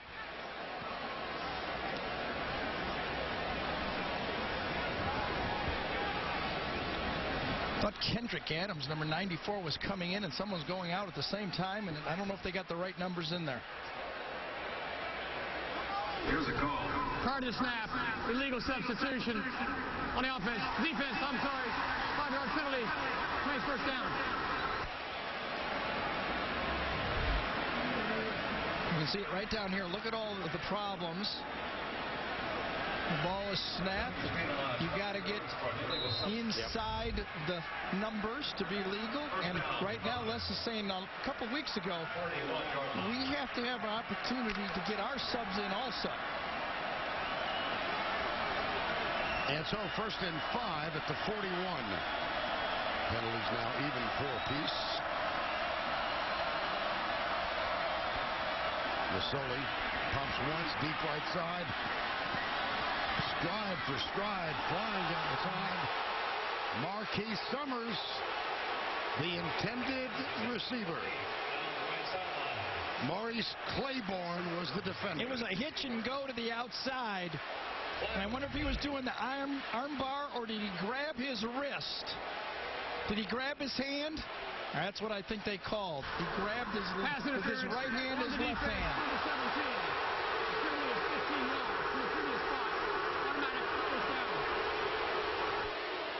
This might get the crowd fired up. Let's see if he grabs his hand or who grabs whose hand.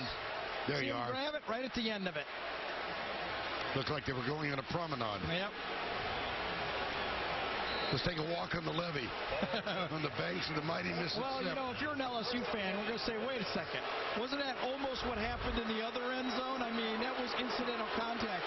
If I was an LSU fan, I might say that too. Deep handoff. Enrique Davis. Enrique Davis. I think Ryan Baker that time, the outside weak side linebacker, made that tackle. John Chavis sends 5 fresh bodies in defensively now on second down 11 for LSU. John Chavis right there.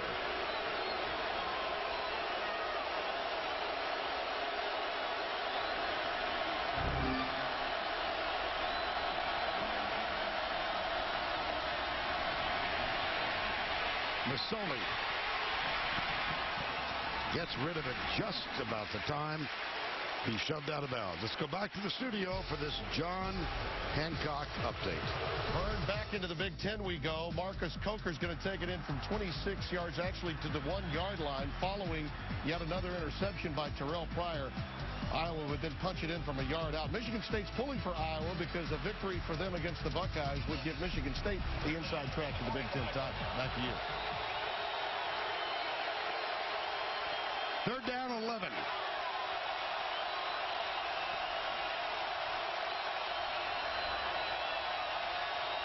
Empty backfield, 5 receivers.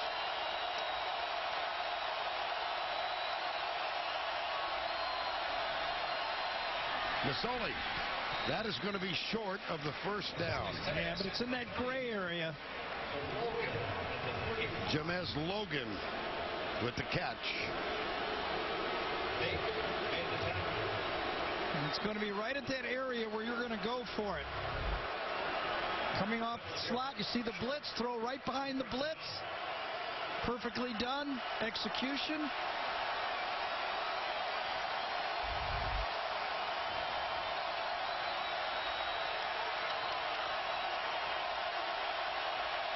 Third, 4th down, they've gone for in the ball game. This one's short. The need is 1. Masoli. Stiff arm. Got it. Mazzoli carried the ball. Hatcher. Well, Cornell Hatcher had the play. Masoli was fast enough to outrun him. Watch, fake inside. Hatcher's got it all the way. He says, I got him. I got him. I don't got him. First down at the 33-yard line. Well, old-fashioned stiff arm helped him get around the corner. Yep. First down at the 30. Well, they're going to call it officially the 32-yard line. 5:27 to go, 3rd quarter. High snap. Scott gets around the defender. It's Bolden. Bolden carrying left side. Peterson. Gain of 14. Just what Les told Tracy at halftime. All our players are peeking at the action and the motion and the fakes. They're not staying home, and when they hand it off, they create creases. Well blocked inside. I'll tell you, Bobby Massey that time, number 79, the tackle, pulled around and got a nice block on the play.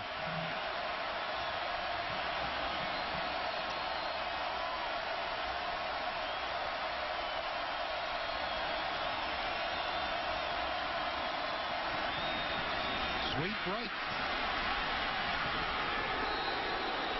Corbett neat. There's a flag.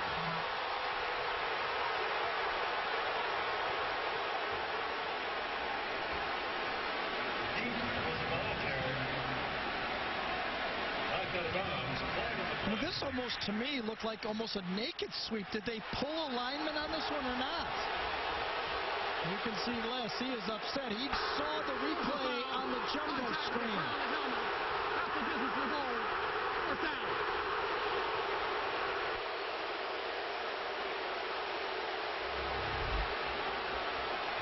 Nobody. This was almost a naked sweep. Got to the outside. Oh, that's a bad call. That is a bad call. On 1st down. Bolden. Touchdown, Ole Miss. Bolden carrying for the touchdown.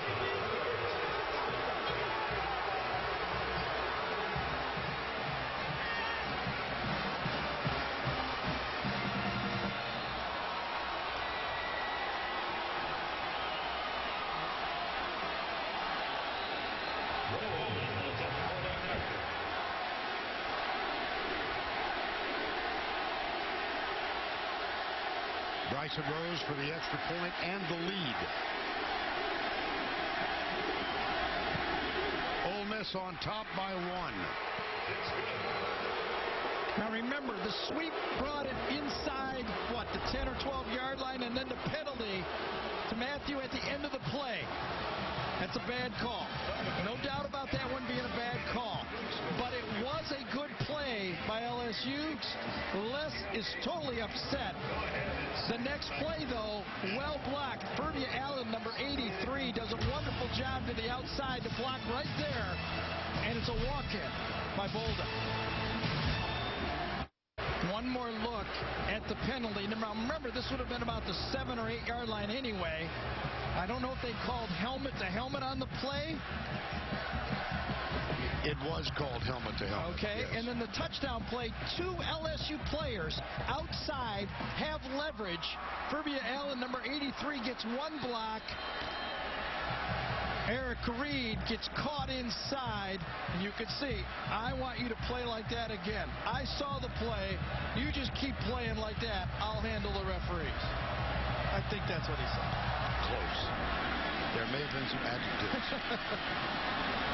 Oh, dear. Onside kick. Wow. I thought they had the ball. Did they fumble it? Tigers take it up.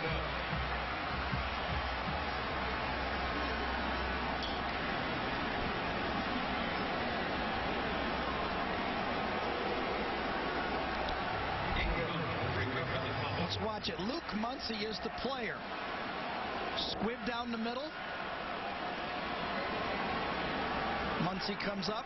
Linebacker. Big hit, and the ball comes free. I think it was Hayes, number 37, that got the big hit. Yes, it was. Here's Muncie, number 52. Haynes, excuse me. Wow, what a turn of events.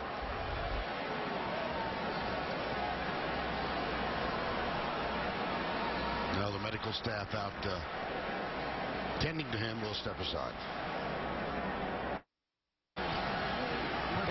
Luke Muncie being assisted over to the LSU sideline. The freshman linebacker picked up the squib kick and was popped by Haynes of Ole Miss right here.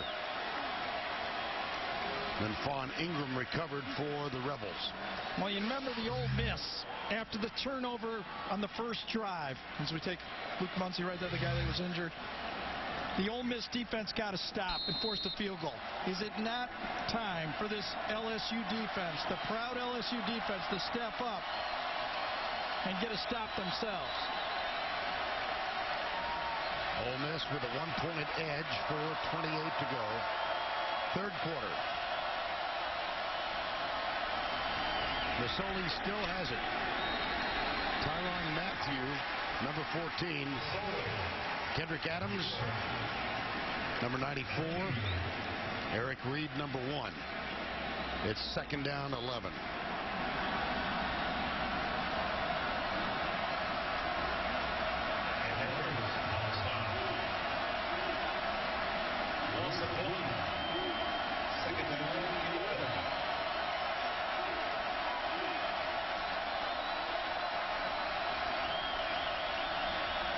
Masoli to throw. Or run. Does both. Or throw.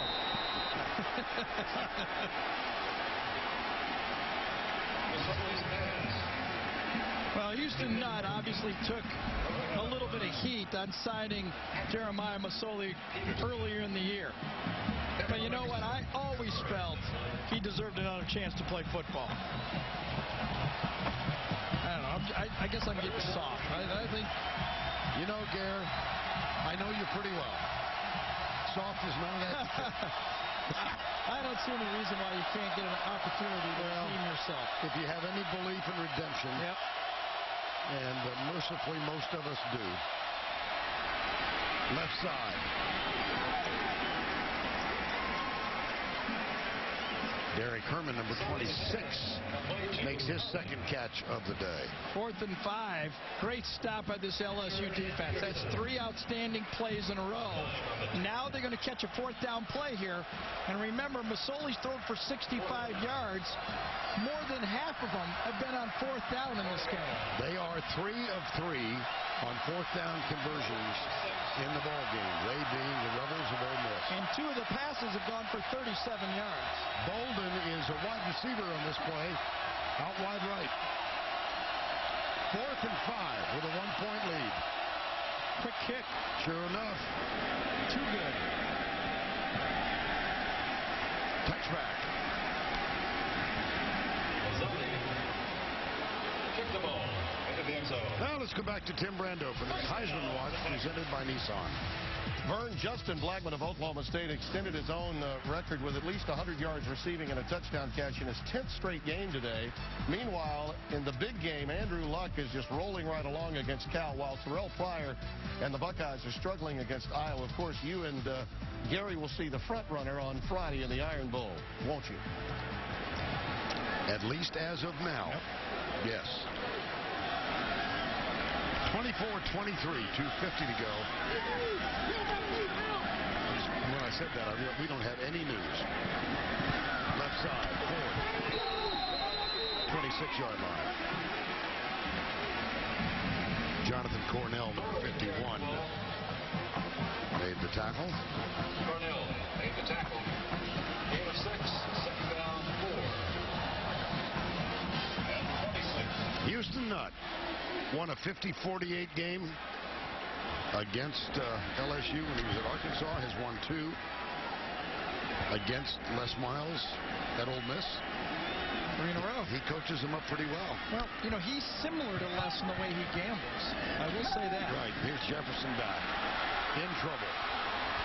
Not anymore. Jefferson on the keeper. As a big play by Jefferson right there. We talked about Masoli, how he has avoided big losses by understanding the pressure and where it's coming from on this one. Jordan Jefferson feels the pressure, gets out of it, and makes a wonderful first down out of almost nothing that time. Now, Alan Walker had some pressure on him, number 9. And Jason Jones, number 53. First down, 10.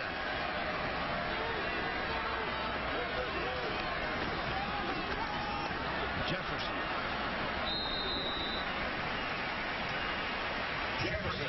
And time now for Red Lobster to present today's Scholar Athlete, and our choice for the afternoon, D.T. Shackelford, with a grade point average of 3.63, a major in social studies education, and he posted a 4-point grade point average in the spring of 2010. Red Lobster's commitment to the investment of our future shown today by donating $1,000 to the University of Mississippi's General Scholarship Fund. 2nd and 6, Jefferson wings it right side. We're trying to go that time back to that play to D'Angelo Peterson again, and this time it was defended by Ole Miss, and there was, obviously, you see the flag, a late flag by the umpire on that play. 39-yard line.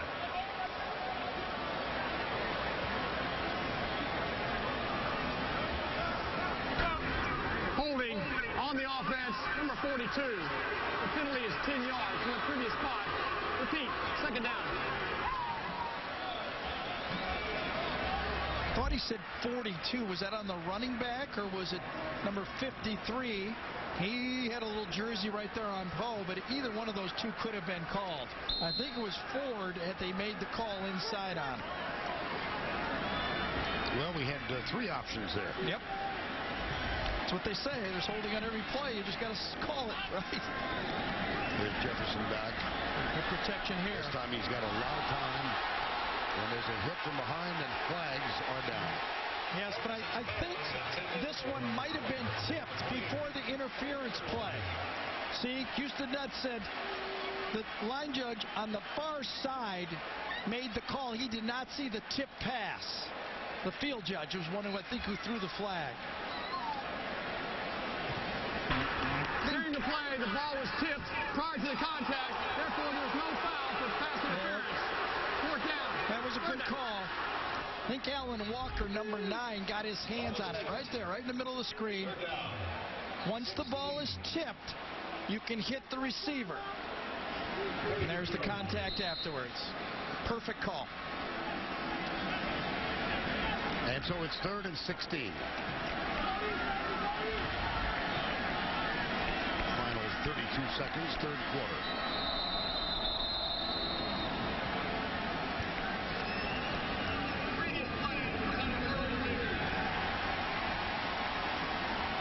So we could save him some time.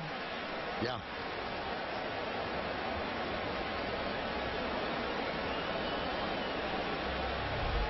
The question is, was it or was it not tipped? Seemed pretty obvious to us that it was. Bingo. From the other end, see if the ball rotation changes. It does.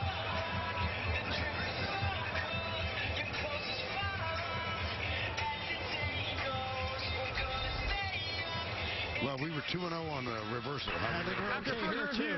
The ruling on the field stands. Yep. Third down.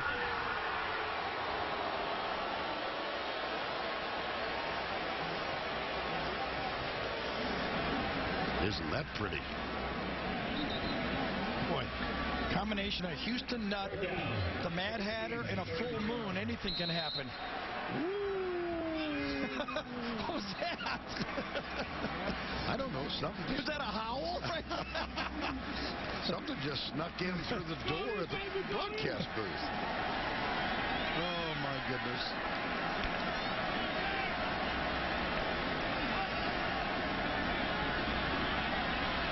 Jefferson deep.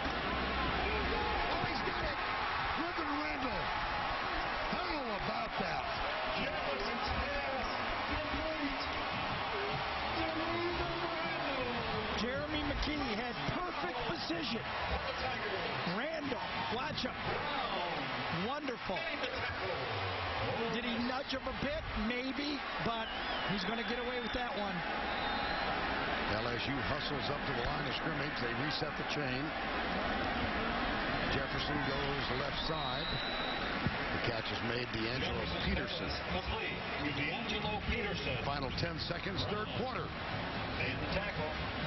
Look at LSU go with a hurry up here. I don't quite know why they went with it on first down. Looks like they're just going to go with it, the hurry up. You can't overturn a penalty call. Picked up 3 yards. No, they didn't hurry up enough. So that is the end of the third quarter with the score 24-23 Ole Miss over LSU. We'll return to Tiger Stadium right after this word from your local station. We welcome you back to Saturday night in Death Valley, Tiger Stadium, Baton Rouge. Vern Lundquist, Gary Danielson, Tracy Wolfson, and a dandy on hand as Ole Miss has hung with LSU. They lead it.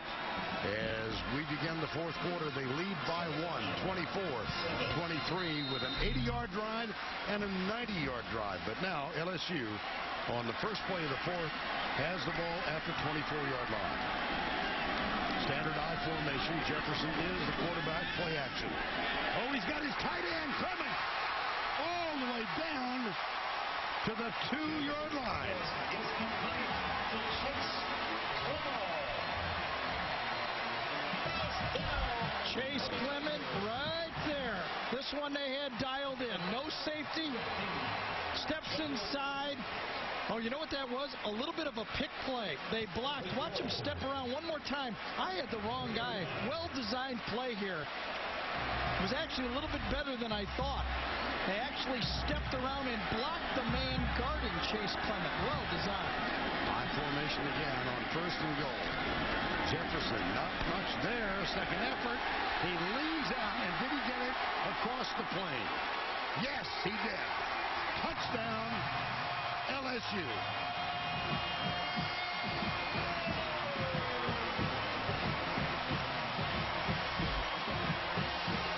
A quarterback sneak from the 4-yard line.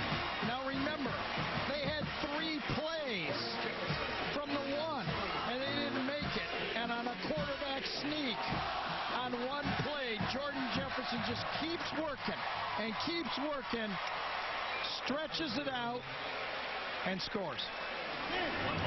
And LSU will go for 2 points. Take a look at it from a little tighter view.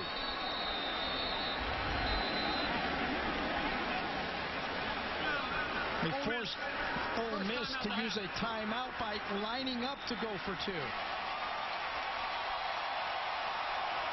Now remember, this all came about with what, a 3rd and 16 completion? That's right. To Randall.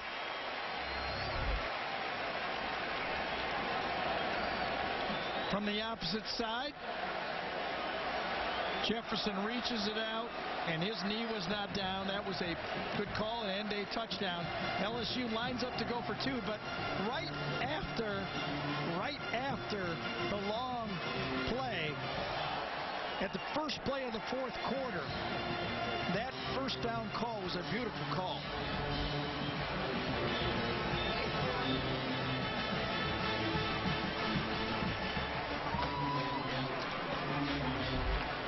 Another view.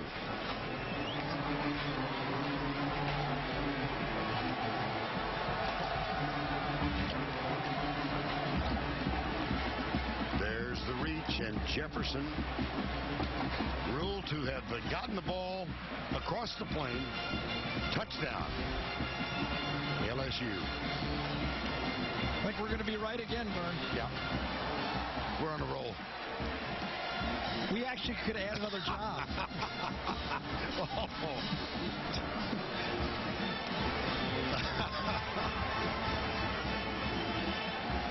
Well, we said the moon, Houston Nutt, and Les Miles produces a lot of stuff. It happened. Touchdown confirmed.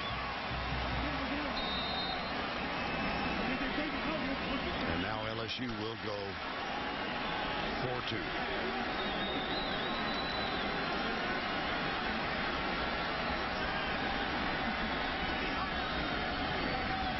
Reverse. Tolliver. He's going to throw it. I thought. No, nobody out there. He had D'Angelo Peterson, but Peterson was covered in the end zone, and Marcus Temple defending. Yeah, that was good defense. They probably could have done anything there, but there was no one open. Makes it obviously a 5-point play. This was their 2-point play. They made one 2 weeks ago against Alabama. I don't think he had him. I think this was run all the way in my mind. You're on a roll, I agree. 29-24. Tigers. Now it's time for our Geico game recap. Well, let's get you up to date. This was Ridley's first touchdown. He skipped in to give LSU a 7-0 lead. Bolden followed with a 50-yard touchdown. He outran Peterson as he headed toward the corner. That tied it up 7-7.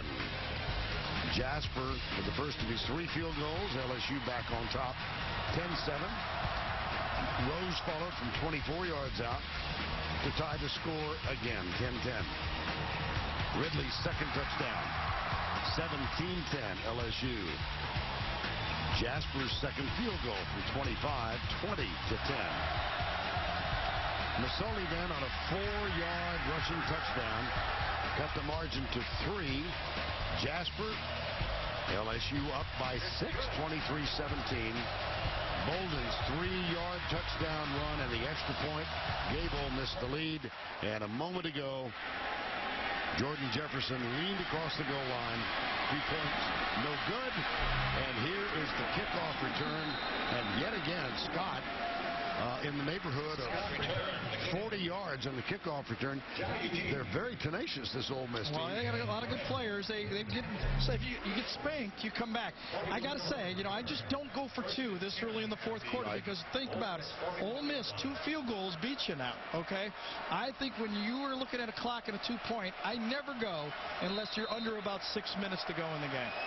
Obviously, the card said good. Yeah, well, got to have a card and a clock. Yeah, that's good. Very good point.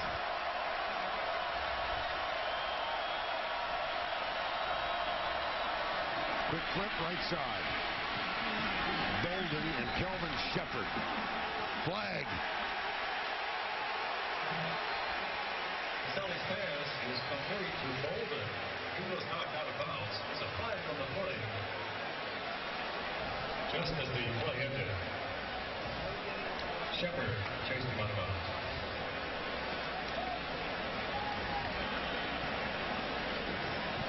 I think it's going to go.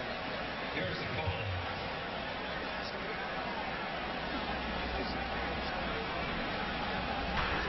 after the play was over.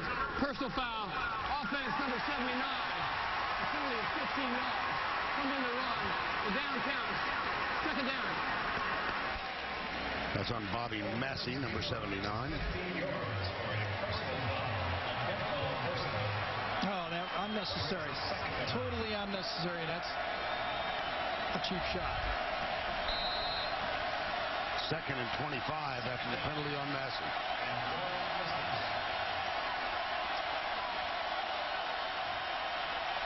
Well, the crowd might have had some false enthusiasm before, but they are in it now ever since that penalty on the sideline. Here's Scott. Weaves his way out to the 34. Look how cute this play is. The pass to Chase Clemens. Watch this. Man-to-man right here, but the tackle Barksdale is going to block his man. Watch this. Block him and then step inside of him. What a cute play.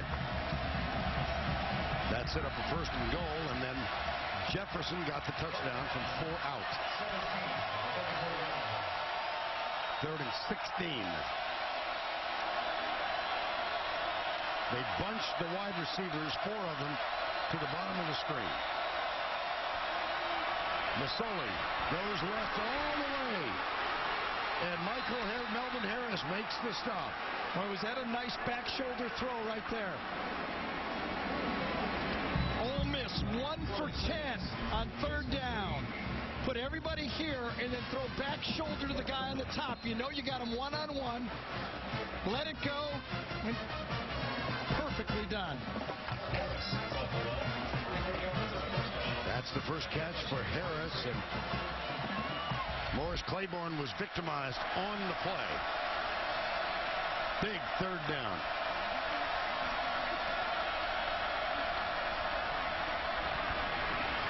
Sweep to the right. Not much. That was Scott. Again, let's go back and spend a moment with Tim in New York. Okay, Vern, remember the ACC Coastal can be claimed by Virginia Tech with a win today. Here's Ryan Williams going 84 yards for the touchdown against Miami. Boise State, by the way, is loving this. This would be 9 in a row for the Hokies. And you look at these uniforms, it looks like each team is the other. Just wear your own uniform, fellas, so we all know who you are. Back to you. Tim's talking uniforms. We got guys switching numbers in our game. Yeah. Tim's gone fashion consultant on us.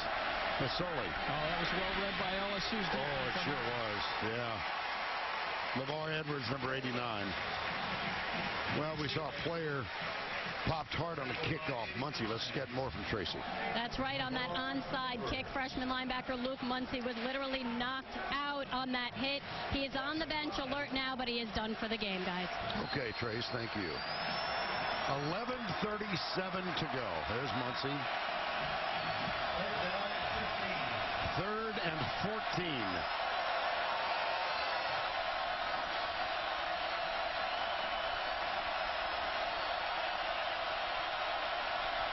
LSU coming from the corner. Pass in the middle. Ooh, let's see what the spot is. It's going to be very close. We're going to get a 4th down play again. James Logan, number 85, made the stop. Read the hot. Going to get a blitz right there. Read the hot right off of it. Come inside. Well thrown. Well designed. They're 3 for 3. I was in the stadium when Les went 5 for 5, right? Yep. Right here.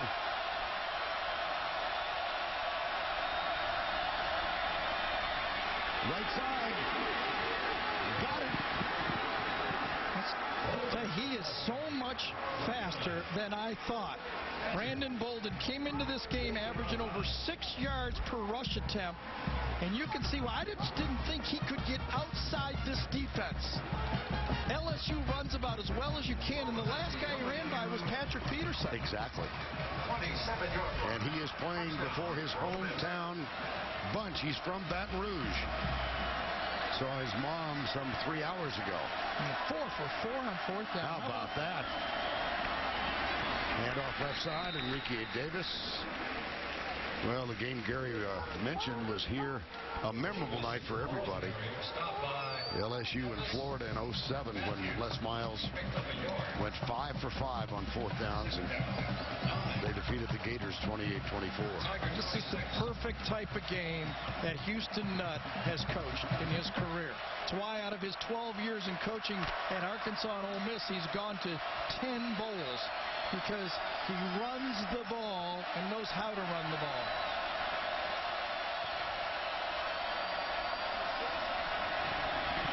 Masoli. He gets to the 20. Well, they're 4 for 4 conversions on 4th down today, Gary. And the first 2 were passes. Remember the first one?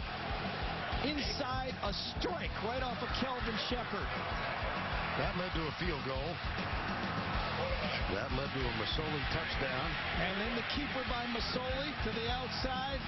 And then the last one, Bolden gets to the outside. And let's see what this turns into.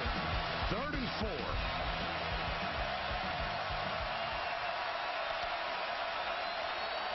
Remember, it's just a 5-point game.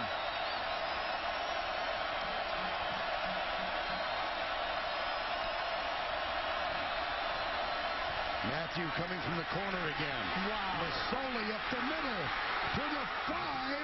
Touchdown, Ole Miss.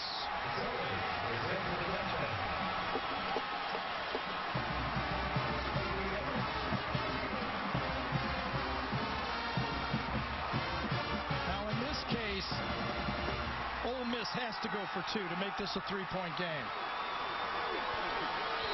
Masoli saw the blitz coming from the corner and just followed the fullback on the play.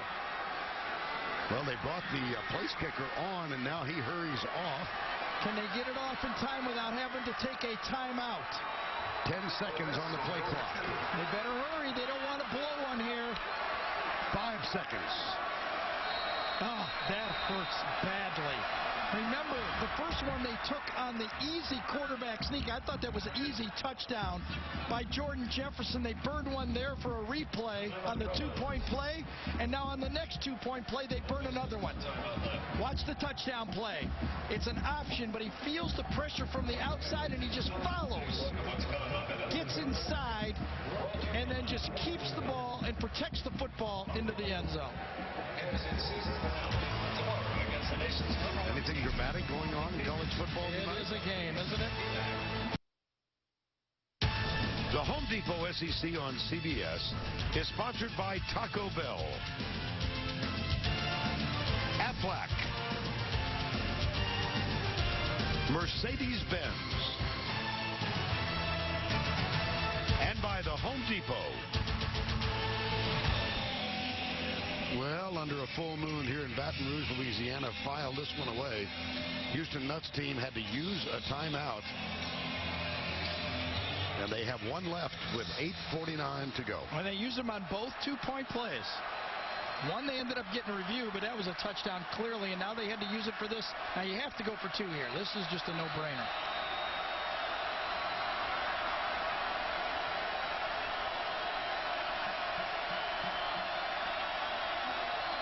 Masoli drills it. Bad throw. Yes, it was. Intended for Bolden, but too high. It remains a 1-point game. Yeah, he had him wide open. Be high and wide. Bolden's going to come out right to the flat here. Watch him come out with almost like a double pick to the inside. Goes in motion. Wide open. Deliver it to him. High into the inside. It remains a 1-point game at 30-29.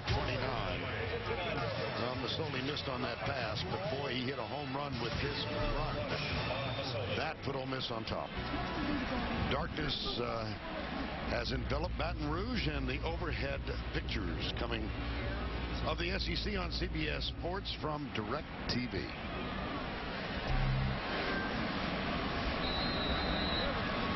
.29.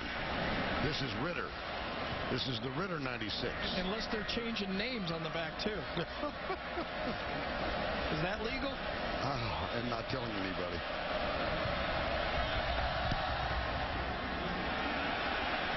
That's out of bounds. Boy. It's out of bounds. Put in the other 96. Yeah, they need the other 96 in there. Let's go back to the touchdown. Remember, it's 3rd and 4, and when you blitz, look what you open yourself up to. Josh Downs, the nose tackle, is going to drop. LSU LSU was expecting a pass. They didn't get a pass. They got a nose tackle in space. A nose tackle can't tackle Jeremiah Masoli. When you blitz and somebody's willing to run the option at you, you have no second layer. And that's exactly what LSU got caught with against the Ole Miss option. And so following the out-of-bounds kick, LSU gets it at the 40. Jefferson drills it out to the right side. Pass complete for a first down. This is Ruben Randall, his second catch of the night. That's a gain of 12.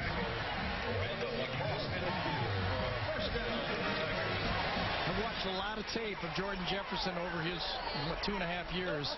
He's like a new man out here. I think so. That fourth quarter of that second half of the Alabama game, and the way he's playing now, he just feels his game now. First down and 10. Play action. Got a man open.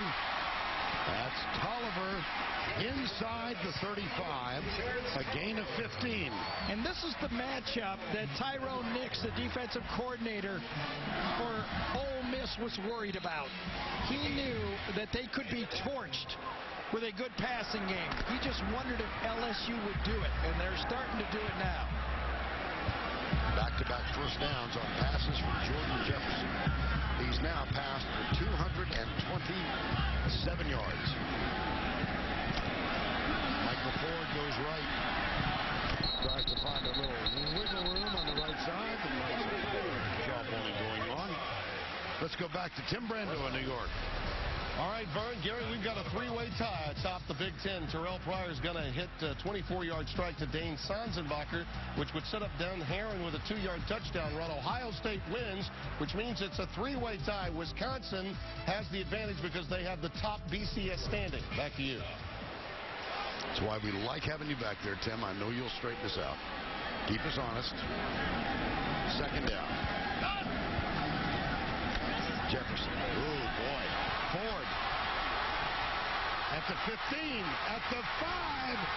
Touchdown, Louisiana State.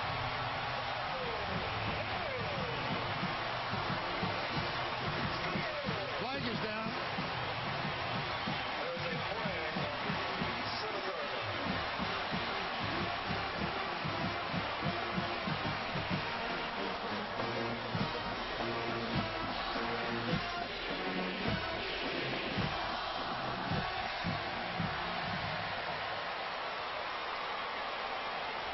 Looks like this is going to be after the play, if my lip reading skills have not diminished. After the play was over, personal foul, number 57 of the defense. A 15-yard penalty will be enforced. A succeeding kickoff.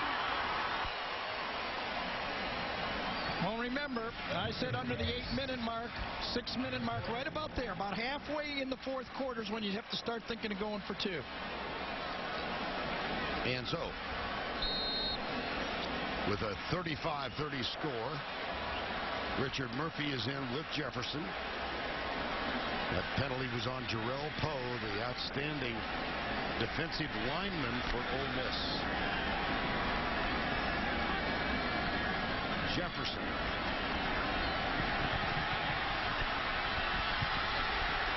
Oh, boy, he throws it. Almost got him. That's a great play. On a two-point play, you got to get rid of it and take a gamble.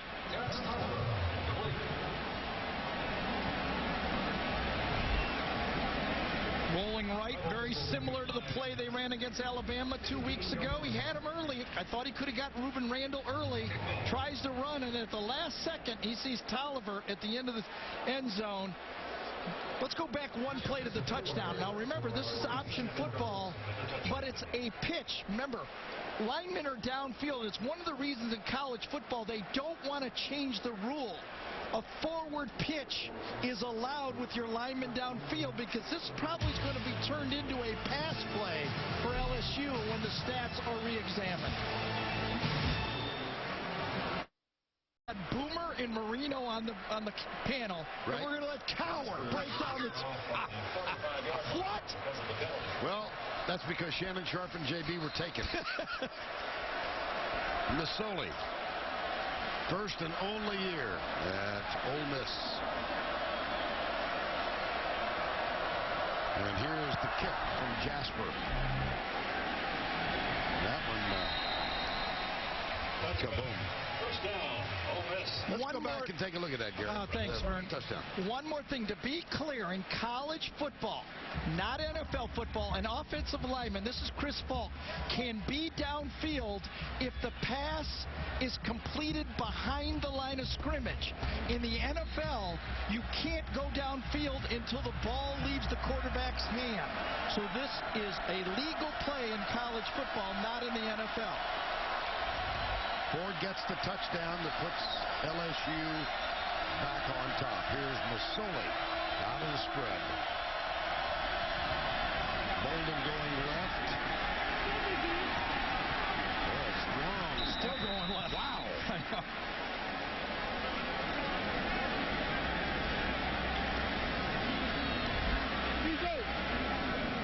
He just keeps going, moving, running.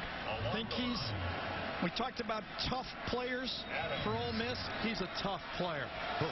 And, talk about a tough team. Ole Miss is 4-6. This is why I say this conference, a one-loss team plays in the national championship. Play action, Masoli. Got his man open. That's Harris. Think about this. In back-to-back weeks, Ole Miss had to face at Alabama, at Arkansas, and Auburn. Okay? That's a tough chore. Now, look at LSU. You tell me the other teams face a 4-6 team like this Ole Miss team. They've got players all over the field. And we've got a heck of a ball game as a result. 35-30, 6.5 to go. Two wides to the right side this time. Masoli gives it off to Scott. He's the speedster. And he moves out near the 40-yard line. Claiborne makes the tackle. Well, it's a sprint draw. It's about as old as football as you can get. Sprint to the right. Butch Woolfolk from Michigan. Nope, that's not Butch Woolfolk. That's the old sprint draw play that's been in football as long as there was football. Well, Masoli is reminding me of Charlie Connerly today. Really? I'll date myself. Boy. Connerly spent his collegiate days here. And there's Bolden bouncing it outside again. This time, no. Claiborne wins this man-to-man battle. Stuffed inside. Let's give that defensive line for LSU some credit right here. Inside, no movement. Drake Navis stones his guy inside. I haven't said a lot about Drake today, but that time he got not an inch pushed backwards. 3rd and 5 with 5:15 to go.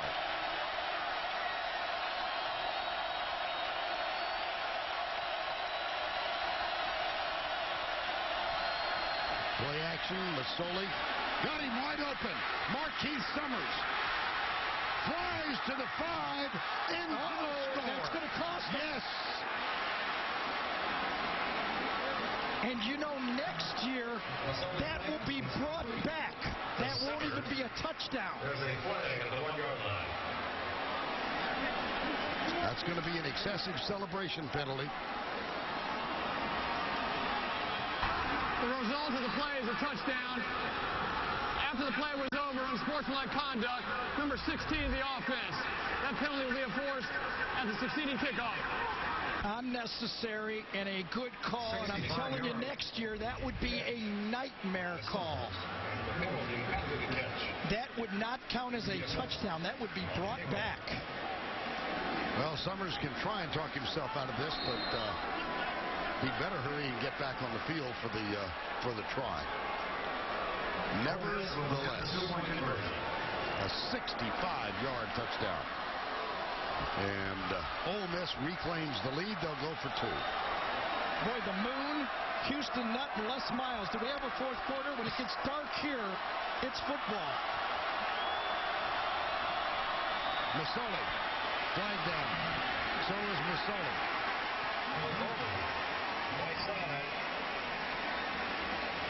Flag on the play.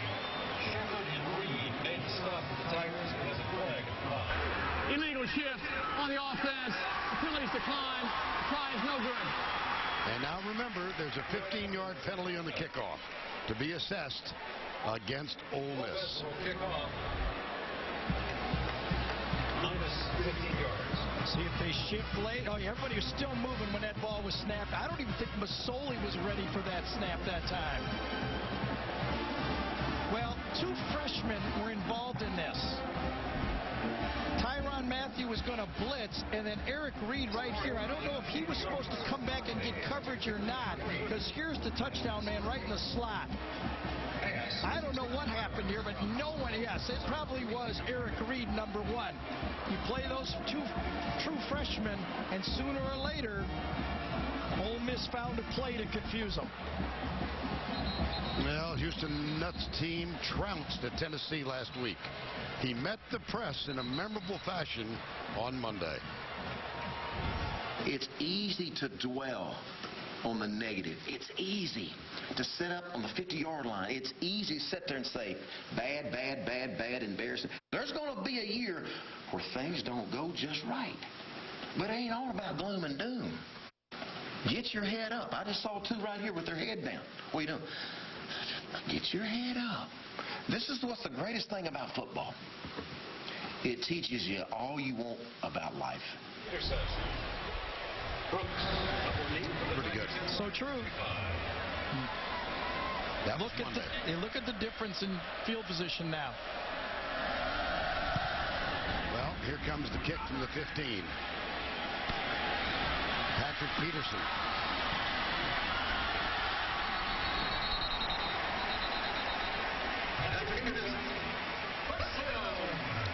4:52 to go.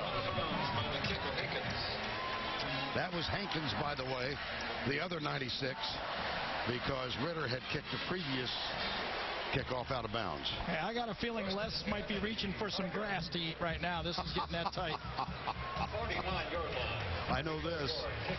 Tracy Wolfson's got her eye on him. Okay. She'll let us know if he does. He told us he doesn't even know he does it. Yeah, he also told us he's done it for 6 years, and we can't find any indisputable visual evidence. Well, they got a great kicker at LSU in Jasper. Yes. Sweet. Michael Ford is getting a lot of activity. Redshirt freshman. Had a great spring for LSU. And then Ridley and actually Alfred Blue, the true freshman, kind of took some of his carries away. Second down.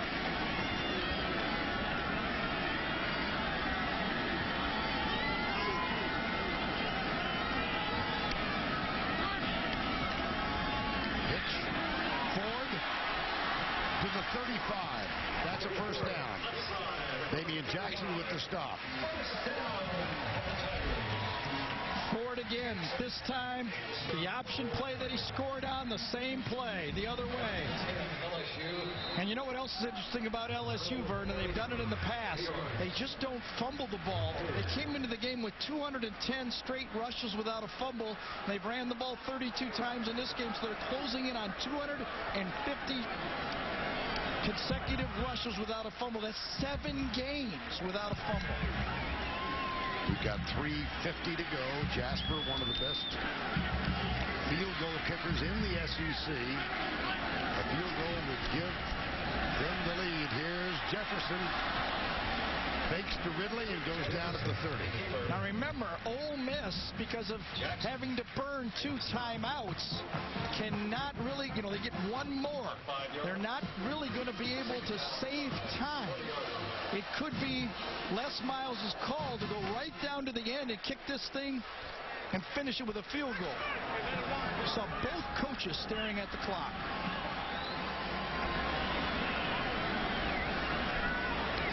How about that total yards? My goodness. That leads to close games. Yes, it does. 2nd and 5. Jefferson still got it. Inside the 25. That'll be another first down.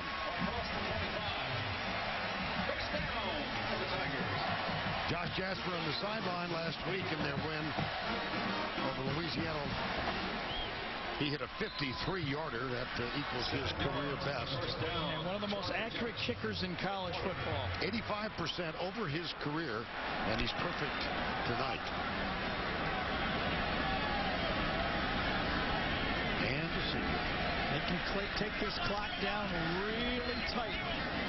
Of course, they'd like to score, but they're not going to gamble, I don't think. Ford cuts it upfield. Cornell, number 51. Jones, number 53, with the tackle. You know, at some point now, if they get in there real tight, when it's a chip shot, I wouldn't be surprised if Houston Nutt doesn't let them just score. It's always in this situation when it's a one-point game, you can get it to 8 points and tie it. You don't want the game to end with the other team kicking the last play. Play clock at 15, and they'll let it wind down. LSU with most wins, 6 points or fewer in the SEC. 1:40 to go.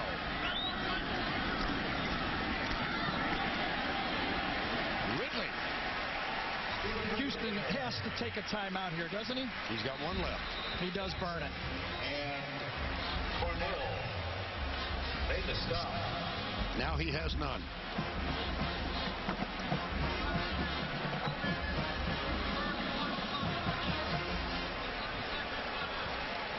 $1:29 to go.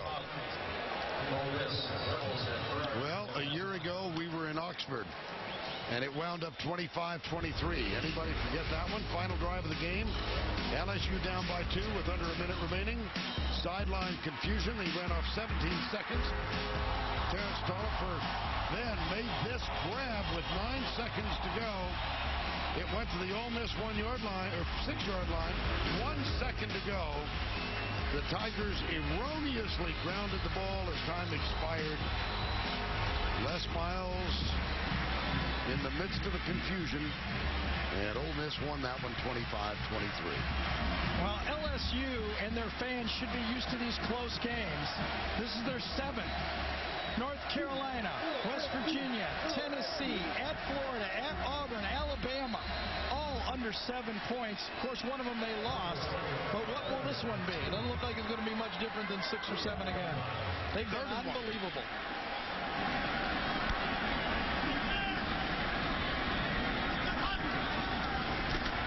Ridley, first down plus. If LSU runs another play, I think Ole Miss should let them score. Tackled by Shackleton.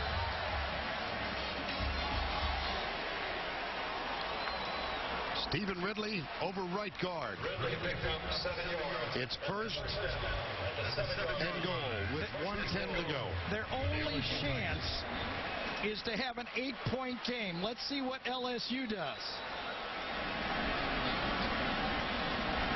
First of all, they're going to take all the way down. 7 seconds on the play clock. First and goal. Ridley at the 5.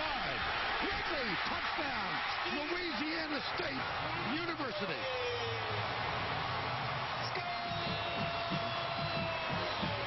Out of Natchez, Mississippi, he committed to Ole Miss. When they said, we want you to play linebacker, he decommitted and signed with LSU.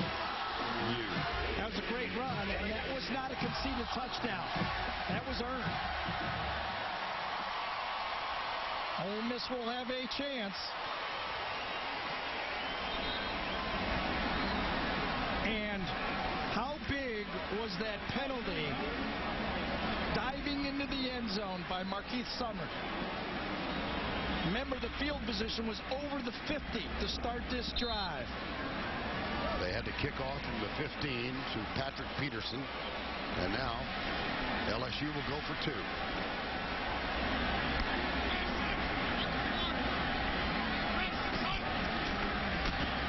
Jefferson. Got it.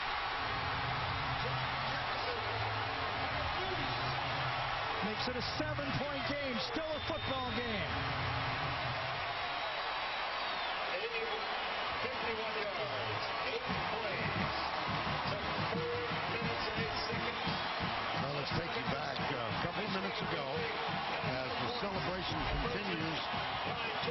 was Marquise Summers at the end of a 65-yard touchdown. Yeah, unnecessary, was flagged.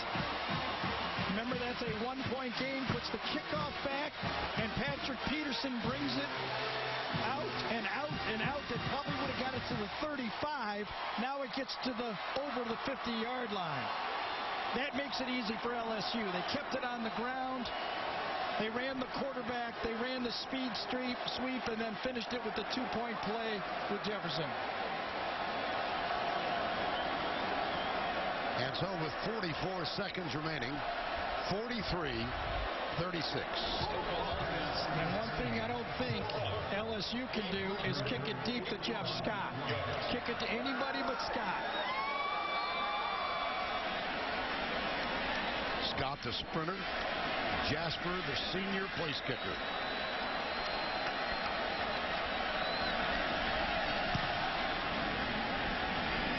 It bounces right through Scott's hands. He's coming out. Oh, dear. Tyrann Mathieu knocked him out of bounds.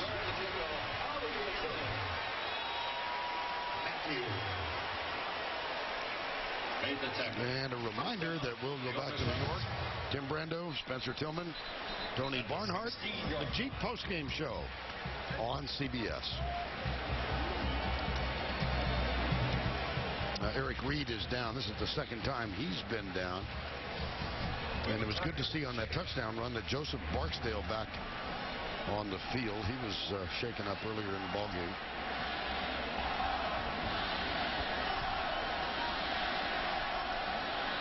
I'll tell you, it's a war in this conference every week, every game. You get about 3 gimmies. Somebody doesn't show up 2 or 3 times. Most of the time, we knew Ole Miss was going to show up versus LSU. Let's see if we can see this. Right there. Oh, boy. Never saw it coming. Now, Ole Miss out of timeouts. They have the ball at the 16-yard line. Somehow, some way, they got to get the ball to the 50-yard line so they can throw the big bang. That's their only chance. Masoli has hit his last 6. 7. He did not get a first down. The clock will keep running. Masoli said spike it. 22 seconds to go.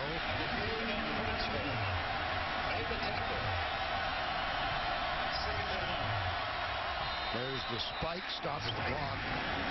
14 seconds remaining.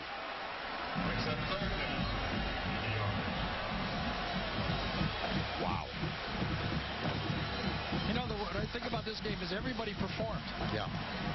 You know, everybody showed up. The 2 offensive lines, quarterbacks, the receivers, the running backs, everybody showed up.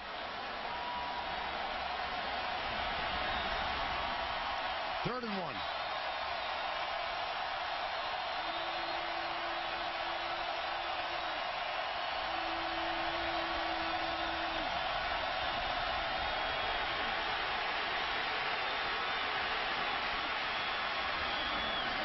Heaves it. Oh, wow. 3 seconds left. Corvick Neat almost got the rebound. I mean, he could have caught this and ran with it. I mean, he could have come right up the sideline. Look at this. His feet just got stuck in the ground and just couldn't get it. Masoli was running for his life just to get that one off. Peterson gets the breakup. Final play.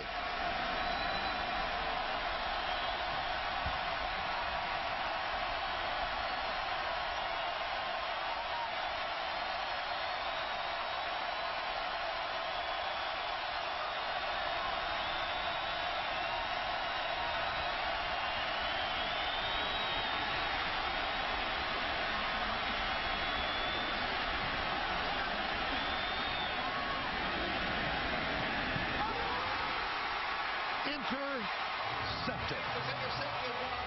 Patrick Peterson, appropriately enough, best football player on the LSU roster. Again, we've got the Jeep postgame show coming up back in New York. How about this? Les Miles, Houston Nutt.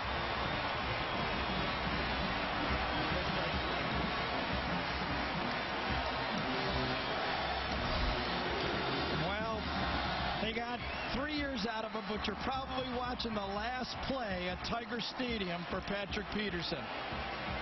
And what a career he has had.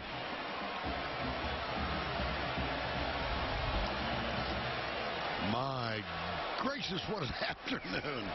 LSU prevails.